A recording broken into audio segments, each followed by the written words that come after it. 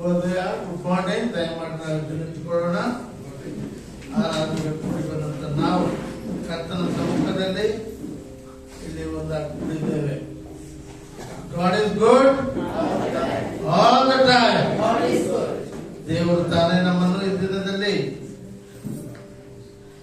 ಎಲ್ಲ ಕೃಪಾವರಗಳಿಂದ ತುಂಬಿಸಿ ವಿಶೇಷವಾದ ರೀತಿಯಲ್ಲಿ ನಮ್ಮನ್ನು ಆಶೀರ್ವದಿಸಿ ನಮ್ಮನ್ನು ಒಪ್ಪಿಸಿಕೊಟ್ಟು ನಮ್ಮ ಆರಾಧನೆಯನ್ನು ಕೀರ್ತನೆ ಭಾಗ 112ಕ್ಕೆ ತಿರುಗಿಸಿಕೊಳ್ಳೋಣ. Let us turn our Bible to Psalm 112 verses 1 to 10. 1ರಿಂದ 10 ವಚನಗಳು ಓದಿಕೊಳ್ಳೋಣ. ಕೀರ್ತನೆ 112 1ರಿಂದ 10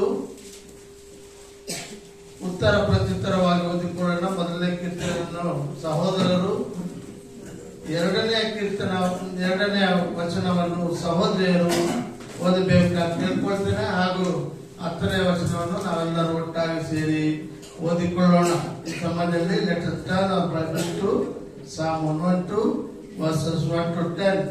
ಕೀರ್ತನೆ 112 ವಚನ 1. ಯಾವನು ಯೆಹೋವನಲ್ಲಿ ಭಯಭಕ್ತಿಯುಳ್ಳವನಾಗಿ ಆತನ ಆಜ್ಞೆಗಳನ್ನು ಧ್ಯಾನ ಪಡುತ್ತಾನೋ ಅವನೇ ಧನ್ಯನು.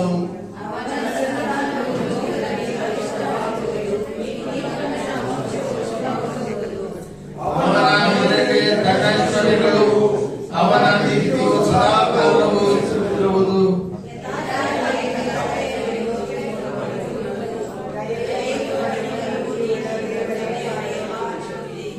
ದಯಾಳುವಾಗಿ ಜನರ ಸಹಾಯ ಮಾಡುವವನು, ತನ್ನ ಕಾರ್ಯಗಳನ್ನು ನೀತಿಯನ್ನು ನಡೆಸುವವನು ಭಾಗ್ಯವಂತನು.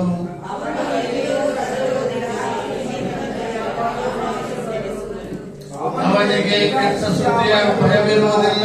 ಯೆಹೋವನಲ್ಲಿ ಭರವಸೆಯಿಡುವುದರಿಂದ ಅವನ ಮನಸ್ಸು ಸ್ಥಿರವಾಗಿರುವುದು.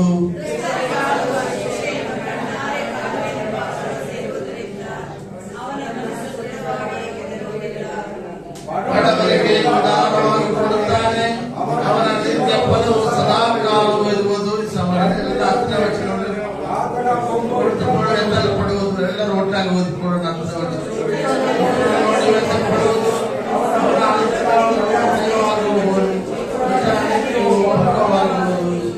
ಹೌದು ಪ್ರಿಯರೇ, ಈ ಸಮಯದಲ್ಲಿ ನಾವು ನೋಡುವ ಹಾಗೆ ದೇವರ ದಯೆಯು ಕನಿಕರವು ಮತ್ತು ನೀತಿಯು ಉಳ್ಳದ್ದಾಗಿದೆ. ಯಾರ ಒಂದು ದಯವಿದ್ದರೂ ನಮ್ಮ ದೇವರು ಸದಾ ನಮ್ಮನ್ನು ಪ್ರೀತಿಸುತ್ತಾರೆ. ನಾವು ನೋಡುವಾಗ ಕರ್ತನ ತಾನೇ ನಮ್ಮೆಲ್ಲರಿಗೂ ಕೂಡ ಒಂದು ದೊಡ್ಡ ಆಶ್ವಾಸನೆಯನ್ನ, ಭರವಸೆಯನ್ನು ನೀಡುವಂತಹ ವಾಕ್ಯಗಳನ್ನು ನಾವು ಹೊಂದಿದವರಾಗಿದ್ದೇವೆ. ಈ ಸಮಯದಲ್ಲಿ ನಾವೆಲ್ಲರೂ ಕೂಡ ನಮ್ಮ ಆರಾಧನೆಗಾಗಿ ಸಿದ್ಧ ಮಾಡಿಕೊಳ್ಳುವ ಹಾಗೆ ದೇವರನ್ನು ನಮ್ಮ ಪೂರ್ಣಾತ್ಮ ಶರೀರದಿಂದ ನಾವು ಕೀರ್ತಿಸೋಣ. ಈ ಸಮಯದಲ್ಲಿ ಆರಾಧನೆಯಲ್ಲಿ ಪಾಲ್ಗೊಂಡು ಪ್ರಾರ್ಥನೆಯನ್ನು ಮಾಡಿಕೊಳ್ಳೋಣ. ಪ್ರೀತಿಯುಳ್ಳ ದೇವರೇ, ಮತ್ತೊಂದು ಆವತ್ತು ನಿನ್ನ ಮಕ್ಕಳಾದ ನಾವು ನಿನ್ನನ್ನು ಆರಾಧಿಸಲು ಸ್ತುತಿಸಲು ಇಲ್ಲಿ ಕೂಡಿ ಬಂದಿದ್ದೇವೆ. ಪ್ರಭು, ನಮ್ಮ ಪ್ರಾಣಾತ್ಮ ಶರೀರವನ್ನು ನಿಮಗೆ ಸಜೀವ ಯಜ್ಞವಾಗಿ ಅರ್ಪಿಸುತ್ತಾ ನಿನ್ನ ಸ್ಥಾನದಲ್ಲಿ ಸಮಯದಲ್ಲಿ ನಿನ್ನನ್ನು ಬಂದವರು ಬಂದ ಹಾಗೆ ಹಿಂದಿರುಗದೆ ನಿನ್ನನ್ನು ಅನುಭವಿಸಿಕೊಂಡು ಹೋಗುವ ಹಾಗೆ ನಿನ್ನ ಕೃಪೆಯ ಪರಲೋಕದಿಂದ ಇಳಿದು ಬಂದು ಕೂಡಿ ಬಂದ ಒಬ್ಬೊಬ್ಬರನ್ನು ಕೂಡ ನೀವು ಸಂತೈಸಿ ಆಧರಿಸಿ ಕೊಡಿಸಬೇಕೆಂಬುದಾಗಿ ಪ್ರಭು ಯೇಸು ಕ್ರಿಸ್ತ ನಾಮದಲ್ಲಿ ಅತಿ ವಿನಯವಾಗಿ ಬೇಡ್ಕೊಳ್ತೇವೆ. ಪ್ರೀತಿಯುಳ್ಳ ತಂದೆ, ಆಮೆನ್, ಆಮೆನ್. ನಾವೆಲ್ಲರೂ ಆಡುವಾಗ ಪ್ರತಿಯೊಬ್ಬರು ಕೂಡ ಧೈರ್ಯ ಮಾಡಿ ದೇವರ ಸಂಗೀತವನ್ನು ಹಾಡಿ ಪಾಲ್ಗೊಳ್ಳೋಣ. ದೇವರ ತಾನೇ ಸಮಯದಲ್ಲಿ ನಮ್ಮೆಲ್ಲರೂ ನಾವೆಲ್ಲರೂ ಹಾಗೆ ನಿಂತುಕೊಂಡವರಾಗಿ ನಮ್ಮನೆ ದೇವರ ಒಪ್ಪಿಸಿಕೊಳ್ಳೋಣ. ಆತ್ಮನೇ ನೀ ನಮ್ಮ ನಂಬಿಕೆ ಮಾಡ ಸ್ವಾಮಿ. ದೇವರೇ, ನಮ್ಮ ಬಲವಲ್ಲ, ಕತೆ ನಮ್ಮ ಸಾಮರ್ಥ್ಯವಲ್ಲ ಎಂಬುದಾಗಿ ನಾವು ದೇವರಿಗೆ ಒಪ್ಪಿಸಿಕೊಳ್ಳೋಣ. ದೇವರೇ, ನಮ್ಮ ಮಹಿಮೆ ಸ್ವಾಮಿ ದೊಡ್ಡ ಮೇಘದಂತೆ ಸ್ವಾಮಿ ಈ ಸ್ಥಳದಲ್ಲಿ ಆವರಿಸಿಕೊಳ್ಳಲಿ. ಆತ್ಮನೇ ನಮ್ಮನ್ನು ಅಭಿಷೇಕಿಸು ಸ್ವಾಮಿ. ಆತ್ಮನೇ ನಮ್ಮ ದಾಹ ತೀರಿಸು. ಕರ್ತನೆ, ನಮ್ಮನ್ನು ಮಾರ್ಗದರ್ಶಿಸಿದ ನಮ್ಮನ್ನೇ ಆತನಿಗೆ ಒಪ್ಪಿಸಿಕೊಂಡವರಾಗಿ ನಮ್ಮನ್ನು ಆತನ ಸಂಬಂಧಿಸಿ ಈ ಹಾಡನ್ನು ಹಾಡಿ ನಾವು ದೇವರನ್ನು ಸ್ವಾಗತಿಸೋಣ.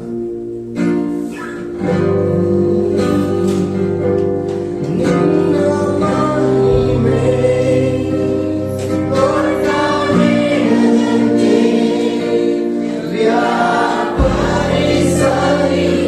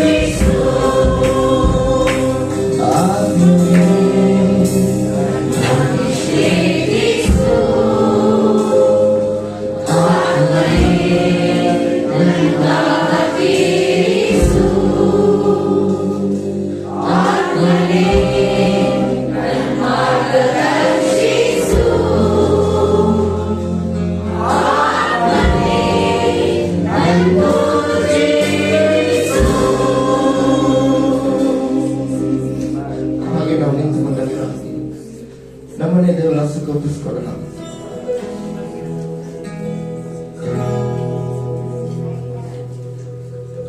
ಕರ್ತನೆ, ಈ ದಿನ ಸ್ವಾಮಿ ನೀನನ್ನು ಆಳ್ವಿಕೆ ಮಾಡು ಸ್ವಾಮಿ, ನೀನನ್ನು ಮುನ್ನಡೆಸು ಕರ್ತನೆ. ಸಂಪಾದ್ಯ ನಿನ್ನನ್ನು ಬಾಯಿ ತೆರೆದು ಆರಾಧನೆ ಮಾಡುವುದಕ್ಕೆ ಸ್ವಾಮಿ ನನಗೆ ಸಹಾಯ ಮಾಡು.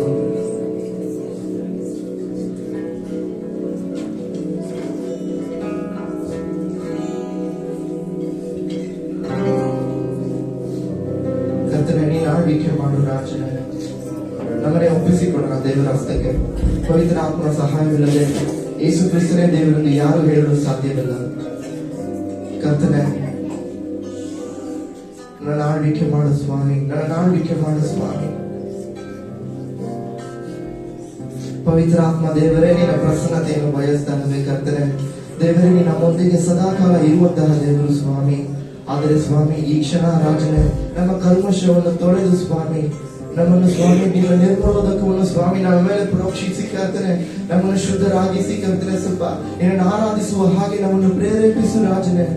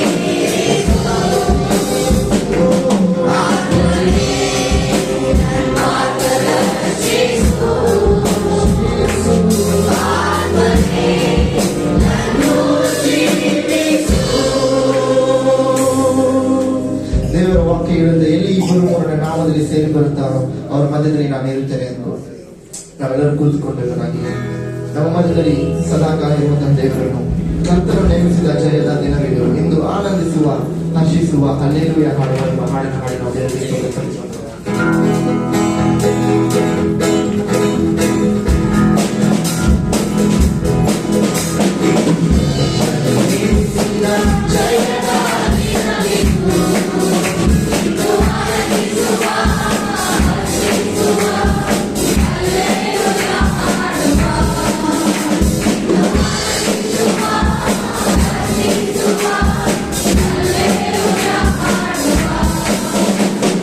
Hallelujah.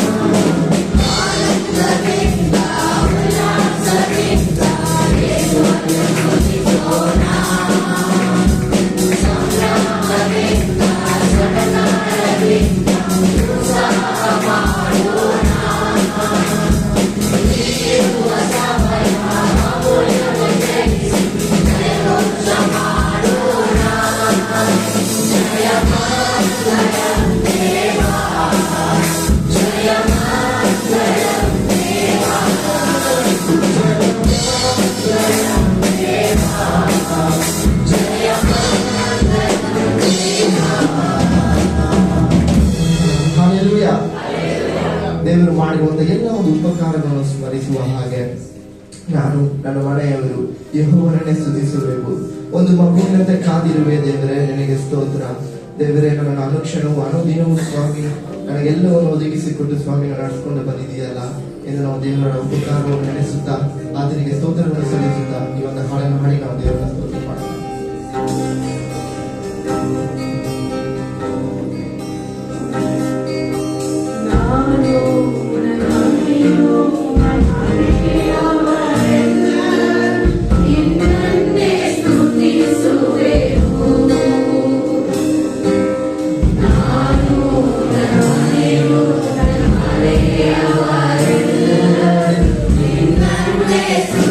Sorry.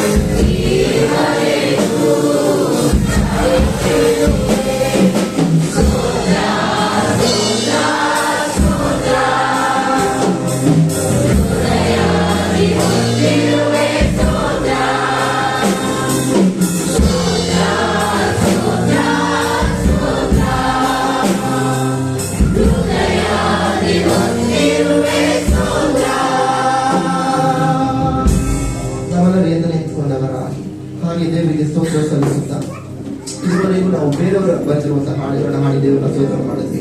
ಈಗ ವೈಯಕ್ತಿಕವಾಗಿ ನಾವು ಬಾಯಿನ ತೆರೆದು ದೇವರೇ ನನ್ನ ಅನುದಿನವೂ ಸ್ವಾಮಿ ಉತ್ತಮವಾಗಿ ನಡೆಸಿಕೊಂಡು ಬಂದಿದ್ದೇನೆ ಕರ್ತನೆ. ಒಂದೊಂದು ದಿನವೂ ಒಂದೊಂದು ಕ್ಷಣವೂ ಸ್ವಾಮಿ ಯೆಹೋವ ಹೀರೆಯಾಗಿ ನನ್ನ ಎಲ್ಲ ಒಂದು ಅಗತ್ಯಗಳನ್ನು ಸಲ್ಲಿಸಿದೆಯಲ್ಲ ರಾಜನೇ, ನಿನಗೆ ಸ್ತೋತ್ರ ಸ್ತೋತ್ರ ಎಂದು ನಾವು ಬಾಯಿ ತೆರೆದು ನಾವು ದೇವರಿಗೆ ಸ್ತೋತ್ರ ಮಾಡೋಣ ಕರ್ತನೆ. ನೀನು ಉನ್ನತನಾಗಿರುವಂತಹ ದೇವರಾಗಿರುವ ಸ್ವಾಮಿ ರಾಜನ ಅನೇಕ ಮಂದಿ ಸ್ವಾಮಿ ನಾವು ಸ್ವಾಮಿ ಅಪನಂಬಿಕಸ್ಥರಾಗಿದ್ದರೂ ಸ್ವಾಮಿ ನೀವಾಗಿರುವ ಸ್ವಾಮಿ ನಂಬಿಕಸ್ಥರಾಗಿರುವಂತಹ ದೇವರಾಗಿ ನಮ್ಮೊಂದಿಗೆ ಸ್ವಾಮಿ ನಾವು ನಡೆಸಿಕೊಡುತ್ತೀಯಲ್ಲ ರಾಜನೇ, ನಿನಗೆ ಸ್ತೋತ್ರ ರಾಜನ ಸುಖ ದೇವರಿಗೆ ವಚನಕ್ಕೆ ಬದ್ಧನಾಗಿ ಕರ್ತನೆ. ನುಡಿದಂತಹ ಸ್ವಾಮಿ ಎಲ್ಲ ಒಂದು ಕರ್ತನ ಸುಖ ದೇವರ ಮಾತಿಗೆ ಕರ್ತನ ಸುಖ ನೀವು ಕರ್ತನ ಸುಖ ನೆರವೇರಿಸಿದ್ದೇವೆ ಕರ್ತನ ಸುಖ ನಿನಗೆ ಸ್ತೋತ್ರ ಕರ್ತನ ಸುಖ ದೇವರೇ. ನಾವು ಕರ್ತನ ಸುಖ ಉಳಿದಿರುವುದು ಸ್ವಾಮಿ ನಿನ್ನ ಶುದ್ಧ ಕೃಪೆಯೇ ರಾಜನ ಸುಖ. ನಾವು ಬದುಕಿರುವುದು ಕರ್ತನ ಸುಖ, ಅದು ನಿನ್ನ ಕೃಪೆಯೇ ನಿನ್ನ ಕರುಣೆಯೇ ನಿನ್ನ ದಯೆಯೇ ಕರ್ತನ ಸುಖ ದೇವರೇ. ನಿನ್ನ ಆರಾಧಿಸುವುದು ನಮ್ಮ ಭಾಗ್ಯವಾಗಿದೆ ಕರ್ತನ ಸುಖ, ನಿನ್ನ ಸ್ತುತಿಸುವುದು ಕರ್ತನ ಸುಖ ನಮ್ಮ ಭಾಗ್ಯವಾಗಿದೆ ರಾಜನ ಸುಖ ದೇವರೇ. ನಮ್ಮ ಇಷ್ಟಗಳು ಕರ್ತನ ಸುಖ ದೇವರೇ. ನೀನು ಸ್ವಾಮಿ ಆಕಾಶವನ್ನು ಸಿಂಹಾಸನವಾಗಿ ಕರ್ತನ ಸುಖ ಭೂಮಿಯನ್ನು ಕರ್ತನ ಸುಖ ಪಾದಪೀಠಗಳಾಗಿ ಸ್ವಾಮಿ ಮಾಡಿಕೊಂಡಿರುವಂತಹ ದೇವರಾಗಿ ಕರ್ತನೆ. ಅಷ್ಟು ದೊಡ್ಡ ದೇವರಾಗಿರುವಂತ ನೀನು ಸ್ವಾಮಿ ಬಯಸುವುದು ಮಾಡಿ ಸುಖವನ್ನು ಬಿಡುಗಡೆ ಸ್ವಾಮಿ ನೀವು ಬಯಸುವುದು ಕರ್ತನ ಸುಖ ನನ್ನ ಕರ್ತನ ಸುಖ ನನ್ನ ಕರ್ತನ ಸುಖ ನೀವು ರಾಜನೇ ನನ್ನದೇ ಕರ್ತನ ಸುಖ ನೀವು ಒಪ್ಪಿಸಿಕೊಳ್ತಾರೆ ರಾಜನೇ ದೇವರೇ. ನೀವೇ ಪರಿಶುದ್ಧರು, ನೀವೇ ಉನ್ನತರು ಸ್ವಾಮಿ ನಮ್ಮ ರಾಜನೇ ಸುಖ ನೀವೇ ಕರ್ತನ ಶ್ರೇಷ್ಠರು ರಾಜನೇ. ನೀವೊಬ್ಬನೇ ಕರ್ತನ ಸುಖ ದೇವರಿಗೆ ಸಮಾನ ಯಾರಿಲ್ಲ ರಾಜನೇ. ದೇವರಿಗೆ ಅದ್ಭುತನಾಗಿರುವಂತಹ ದೇವರಾಗಿಲ್ಲ ಕರ್ತನ ಸುಖ ರಾಜನೇ. ಇಂದಿಗೂ ಎಂದಿಗೂ ಎಂದೆಂದಿಗೂ ಬದಲಾಗದಂತಹ ದೇವರಾಗಿಲ್ಲ ಕರ್ತನ ಸುಖ ರಾಜನೇ. ನೀನು ಇರುವಾತನಾಗಿದೆಯ ಕರ್ತನ ಸುಖ ದೇವರೇ. ನೀವೇ ಆದಿ ನೀವೇ ಅಂತ್ಯವಾಗಿದೆಯ ಕರ್ತನ ಸುಖ ದೇವರೇ. ನೀವು ಶಕ್ತರು ಸ್ವಾಮಿ, ನೀವು ಯುಕ್ತರಾಗಿದೆಯ ಸ್ವಾಮಿ ದೇವರೇ. ನಿನ್ನ ಹಾಗೆ ಸ್ವಾಮಿ ಒಳಿತವಾಗಿರುವಂತಹ ದೇವರು ಸ್ವಾಮಿ ಯಾರಿಗೂ ಕರ್ತನ ಸುಖ ನೀವೊಬ್ಬನೇ ರಾಜನೇ, ನೀವೊಬ್ಬನೇ ದೇವರು ಸ್ವಾಮಿ, ನೀವೊಬ್ಬನೇ ಸ್ತುತಿಗೆ ಯೋಗ್ಯನು, ನೀವೊಬ್ಬನೇ ಸೃಷ್ಟಿಕರ್ತರು ರಾಜನೇ. ಸದಾ ಕಾಲಕ್ಕೂ ರಾಜನೇ ನೀವೊಬ್ಬನೇ ಸರ್ವ ಅಧಿಕಾರಿಯಾಗಿದೆಯ ರಾಜನೇ. ಸಂಕಷ್ಟದ ಸ್ಥಿತಿಯಲ್ಲಿ ರಾಜನೇ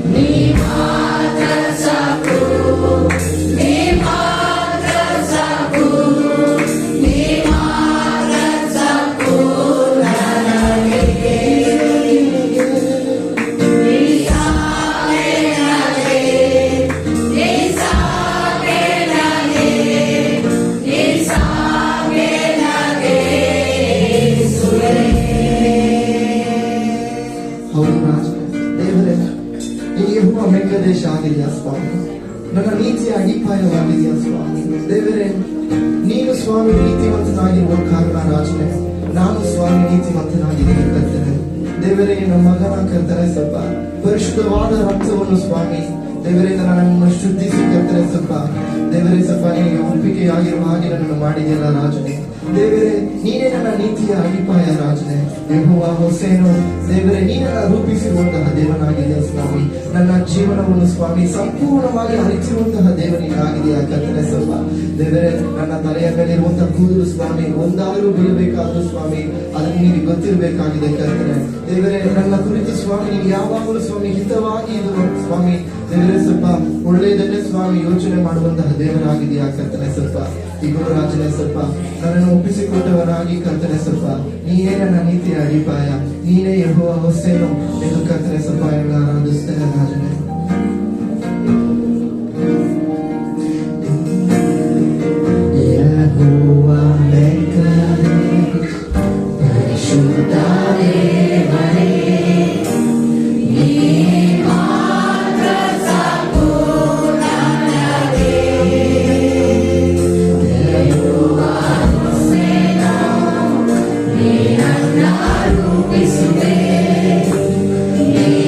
Master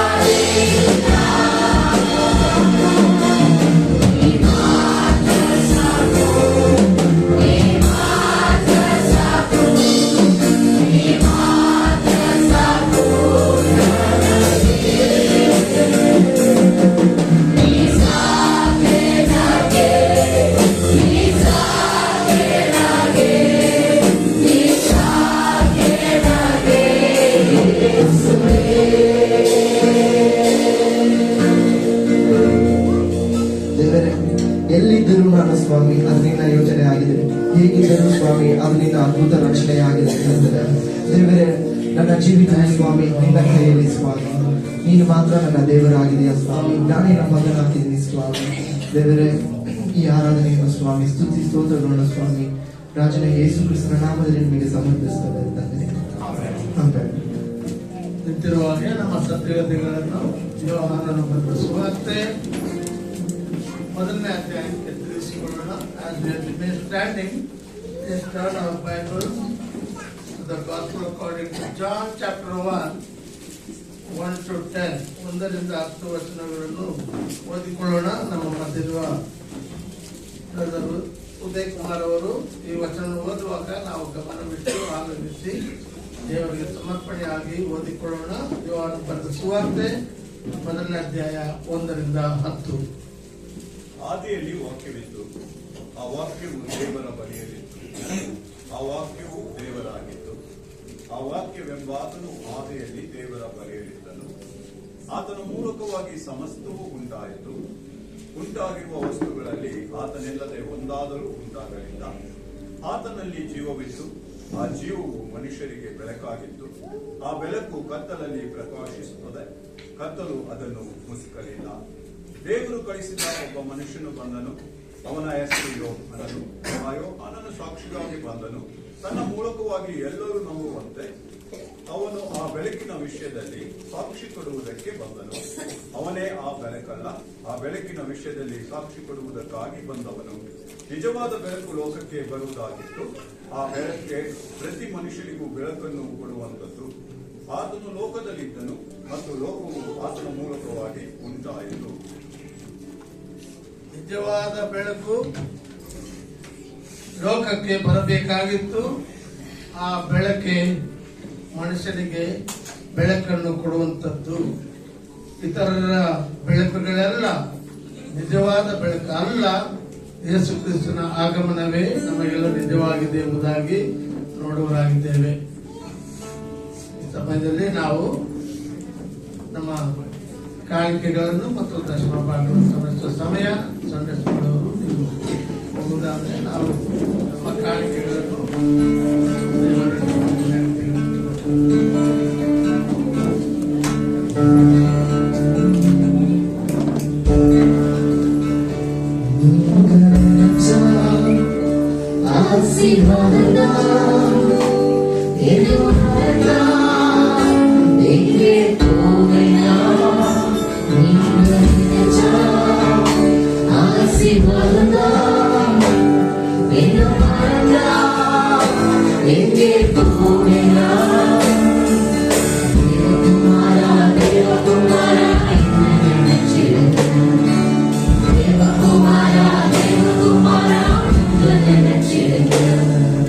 Dev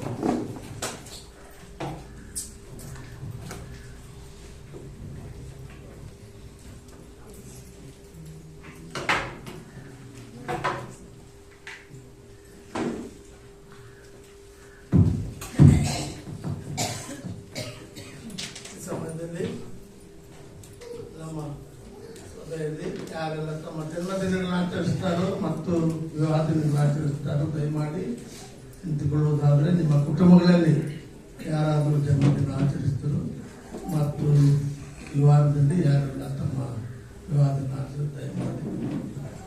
ಚಂದ್ರಶೇಖರ್ ಬರ್ತ್ಡೇ, ಕೀರ್ತನ ವಿವಾಹ ಬರ್ತ್ಡೇ,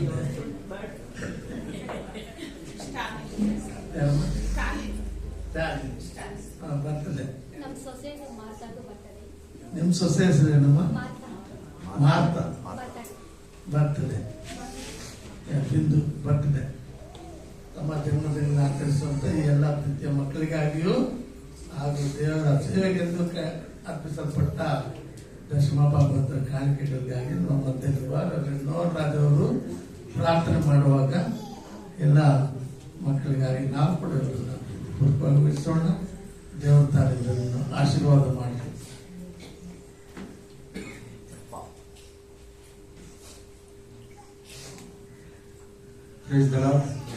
ಎಲ್ಲರದ್ದು ಬರ್ತಡೇನಲ್ಲ, ನಂದು ಬರ್ತಡೇನಾ? ಚಂದ್ರಶೇಖರ್, ಸ್ಟಾಲಿನ್, ಕೀರ್ತನ, ಮಾರ್ತಾ, ಪ್ರಾರ್ಥನೆ ಮಾಡೋಣ. ಹಾಲೆಲೂಯಾ. ಸ್ತೋತ್ರ ಕರ್ತನೆ, ಸ್ತೋತ್ರ ಕರ್ತನೆ, ಸ್ತೋತ್ರ ಕರ್ತನೆ. ರಾಜಾಧಿರಾಜನು, ಭೂಪರಲೋಕಗಳ ಒಡೆಯನು, ಅಗಮ್ಯ ಬೆಳಕಿನಲ್ಲಿ ವಾಸ ಮಾಡತಕ್ಕಂಥವನು, ಯಾರೂ ಸೇರಕೂಡದಷ್ಟು ಪ್ರಕಾಶದೊಳಗಿರ್ತಕ್ಕಂಥವನು ಆಗಿದ್ದ ನಮ್ಮ ರಕ್ಷಕನಾದ ಯೇಸು ಕ್ರಿಸ್ತನಲ್ಲಿ ನಮ್ಮನ್ನು ಪ್ರೀತಿಸಿದ ಪರಲೋಕದ ಪರಿಶುದ್ಧನಾಗಿರುವ ತಂದೆಯಾಗಲಿದೆ. ನಿಜವಾದ ಬೆಳಕಾಗಿ ಲೋಕಕ್ಕೆ ಬಂದು ನಮ್ಮನ್ನು ಬೆಳಕಿನಲ್ಲಿ ನಡೆಸಿದಾತನಾದ ಯೇಸು ಕ್ರಿಸ್ತನೇ, ಈ ಸಂದರ್ಭದಲ್ಲಿ ನಿನ್ನನ್ನು ಸ್ತುತಿಸಿ ಕೊಂಡಾಡಿ ಆರಾಧಿಸುವ ಹಾಗೆ ತಂದೆಯಾದಂಥ ದೇವರು ನಿನ್ನನ್ನು ನಮಗೆ ವರವಾಗಿ ಕೊಟ್ಟಿದ್ದಕ್ಕಾಗಿ ಸ್ತುತಿ ಸ್ತೋತ್ರ ಕೊಂಡಾಟಗಳನ್ನು ಸಲ್ಲಿಸುವಂತವರಾಗಿದ್ದೇವೆ. ಕರ್ತನೆ, ಡಿಸೆಂಬರ್ ಮಾಸದ 3ನೇ ಪುನರುತ್ಥಾನದ ದಿನವಾದ ಇಂದು ನಿನ್ನ ಮಕ್ಕಳಾದಂಥ ನಮ್ಮೆಲ್ಲರ ಹೃದಯಗಳು ಕೃತಜ್ಞತೆಯಿಂದ ತುಂಬಿ ಬಂದಂತವುಗಳಾಗಿವೆ ಸ್ವಾಮಿ. ನಾವು ಹಾಡುತ್ತೇವೆ, ಸ್ತುತಿಸುತ್ತೇವೆ, ಕೊಂಡಾಡುತ್ತೇವೆ, ಸಂಭ್ರಮದಿಂದ ನಿನ್ನ ನಾಮವನ್ನ ಮಹಿಮೆಪಡಿಸುವಂತವರಾಗಿದ್ದೇವೆ. ಯಾಕಂದ್ರೆ ನೀನು ನಮ್ಮನ್ನು ರಕ್ಷಿಸಿದ್ದು ಮಾತ್ರವೇ ಅಲ್ಲ, ಈ ವರ್ಷದುದ್ದಕ್ಕೂ ನಮ್ಮ ಜೊತೆಗಾರನಾಗಿದ್ದು ನಮ್ಮ ಕೈ ಹಿಡಿದು ನಡೆಸಿ ಮತ್ತೊಂದು ಹೊಸ ವರ್ಷಕ್ಕೋಸ್ಕರವಾಗಿ ಈ ಕೊನೆಯ ದಿವಸಗಳಲ್ಲಿ ನಮ್ಮನ್ನು ಸುರಕ್ಷಿತವಾಗಿ ತಂದು ನಿಲ್ಲಿಸಿದ್ದಿ. ಅದಕ್ಕಾಗಿ ನಿನಗೆ ವಂದನೆ, ಕೃತಜ್ಞತೆಗಳನ್ನ ಸಲ್ಲಿಸುವಂತವರಾಗಿದ್ದೇವೆ. ಕರ್ತನಾದ ದೇವರೇ, ಈ ಸಂದರ್ಭದಲ್ಲಿ ನಿನ್ನ ರಾಜ್ಯದ ವಿಸ್ತಾರಕ್ಕೋಸ್ಕರವಾಗಿ ಸುವಾರ್ಥ ಸೇವೆಯ ವ್ಯಾಪರಿಸುವುದಕ್ಕೋಸ್ಕರವಾಗಿ ಅನುಗ್ರಹ ಮಾಡಿರ್ತಕ್ಕಂಥ ಈ ಅಮೂಲ್ಯವಾದಂತ ಕಾಣಿಕೆಗಳಿಗಾಗಿ ನಿನಗೆ ವಂದನೆ ಸಲ್ಲಿಸ್ತೇವೆ. ದಶಮ ಭಾಗಗಳಿಗೆ ನೀನು ವಂದನೆ ಸಲ್ಲಿಸ್ತೇವೆ. ಕೊಟ್ಟಂತ ಪ್ರತಿಯೊಂದೊಂದು ಕೈಗಳನ್ನು ಆಶೀರ್ವಾದ ಮಾಡು ಸ್ವಾಮಿ. ಅವರ ಆದಾಯಗಳನ್ನು ಹೆಚ್ಚಿಸು ಸ್ವಾಮಿ. ಅವರ ಜೀವಿತದಲ್ಲಿ ಮುಂದಿನ ಎಲ್ಲಾ ದಿನಗಳಲ್ಲಿಯೂ ಕೂಡ ಶುಭವು ಕೃಪೆಯು ಅವರನ್ನು ಹಿಂಬಾಲಿಸುವ ಹಾಗೆ ಸಹಾಯವನ್ನು ಅನುಗ್ರಹ ಮಾಡು. ಅವರ ಮುಂದಿರುವಂತಹ ಬಾಗಿಲುಗಳು ತೆರೆಯಲ್ಪಡಲಿ ಸ್ವಾಮಿ. ಎಲ್ಲ ಅಂಕುಡೊಂಕುಗಳು ಸಮವಾಗಲಿ ಕರ್ತನೆ. ಮುಚ್ಚಿದಂತ ಪ್ರತಿಯೊಂದೊಂದು ಸಂಗತಿಗಳು ನಿನ್ನ ಮಕ್ಕಳಿಗೋಸ್ಕರವಾಗಿ ಫಿಲಿಪಿ ಅವರಿಗೆ ಹೇಳಿದ ಹಾಗೆ ಅವರ ಜೀವಿತದಲ್ಲಿ ಎಲ್ಲ ವರಗಳು ಮೇಲಿನಿಂದ ಆಶೀರ್ವದಿಸಲ್ಪಟ್ಟಂತವುಗಳಾಗಿ ಇಳಿದು ಬರಲಿ ಎಂಬುದಾಗಿ ಹಾರೈಸುವಂತವರಾಗಿದ್ದೇವೆ. ಈ ಸಂದರ್ಭದಲ್ಲಿ ಕರ್ತನೆ, ಎದ್ದು ನಿಂತುಕೊಂಡಿರ್ತಕ್ಕಂಥ ಎಲ್ಲಾ ನಿನ್ನ ಮಕ್ಕಳಿಗಾಗಿ ನಿನಗೆ ವಂದನೆ, ಕೃತಜ್ಞತೆಗಳನ್ನು ಸಲ್ಲಿಸುವಂತವರಾಗಿದ್ದೇವೆ. ಸಭೆಯಲ್ಲಿ ಇವರೆಲ್ಲರನ್ನು ಕೂಡ ಕರ್ತನೆ ಆಯಾ ಪ್ರಾಂತಗಳಲ್ಲಿ ನೆಲೆ ನಿಲ್ಲಿಸಿ ಅವರನ್ನು ಅದ್ಭುತವಾದಂತಹ ರೀತಿಯಿಂದ ಆಶೀರ್ವಾದ ಮಾಡಿ ಸಭೆಯೊಂದಿಗೆ ಇತರ ಮಕ್ಕಳೊಂದಿಗೆ ನಿನ್ನ ಪ್ರೀತಿಯನ್ನು ರುಚಿಸುತ್ತಾ ನಿನಗಾಗಿ ಜೀವಿಸುವ ಹಾಗೆ ನೀನು ಅವರನ್ನ ಈ ಒಂದು ಹೊಸ ವರ್ಷಕ್ಕೆ ಕಾಲಿರಿಸ್ತಾ ಇದ್ದಿ. ಅದಕ್ಕಾಗಿ ನಿನಗೆ ವಂದನೆ ಸಲ್ಲಿಸ್ತೇವೆ. ಪ್ರಿಯ ಯವನಸ್ಥ ಮಗನಾದ ಚಂದ್ರಶೇಖರ್ಗಾಗಿ ನಿನಗೆ ಸ್ತೋತ್ರಗಳನ್ನು ಸಲ್ಲಿಸ್ತೇವೆ ಕರ್ತನೆ. ಅದೇ ಸಂದರ್ಭದಲ್ಲಿ ಪ್ರಿಯ ಮಗಳು ಕೀರ್ತನೆಗಾಗಿ ನಿನಗೆ ವಂದನೆಗಳನ್ನು ಸಲ್ಲಿಸುವಂತವರಾಗಿದ್ದೇವೆ ಕರ್ತನೆ. ಅವನ ಪ್ರಾಯದಲ್ಲಿ ಕಾಲಿಟ್ಟಿರ್ತಕ್ಕಂಥ ಸ್ಟಾಲಿನ್ಗಾಗಿ ನಿನಗೆ ವಂದನೆಗಳನ್ನು ಸಲ್ಲಿಸುವಂತವರಾಗಿದ್ದೇವೆ. ಪ್ರಿಯ ಸಹೋದರಿ ಮಾರ್ತಗಾಗಿ ನಿನಗೆ ಸ್ತೋತ್ರಗಳನ್ನು ಸಲ್ಲಿಸುವಂತವರಾಗಿದ್ದೇವೆ. ಅಷ್ಟು ಮಾತ್ರ ಸ್ವಾಮಿ, ಪ್ರಿಯ ಮಗಳು ಪಾಲಾಕ್ಷಿಗಾಗಿ ನಿನಗೆ ವಂದನೆ, ಕೃತಜ್ಞತೆಗಳನ್ನ ಸಲ್ಲಿಸುವಂತವರಾಗಿದ್ದೇವೆ. ಅಪ್ಪ, ಸಭೆಯ ಮಧ್ಯದಲ್ಲಿ ಇವರೆಲ್ಲರೂ ಕೂಡ ಎಣ್ಣೆ ಮರದ ಸಸಿಗಳಂತೆ ನೆಟ್ಟಿದೆಯಾ, ಅದಕ್ಕಾಗಿ ನಿನಗೆ ಸ್ತೋತ್ರ. ಎಂತ ಅದ್ಭುತ ಸ್ವಾಮಿ.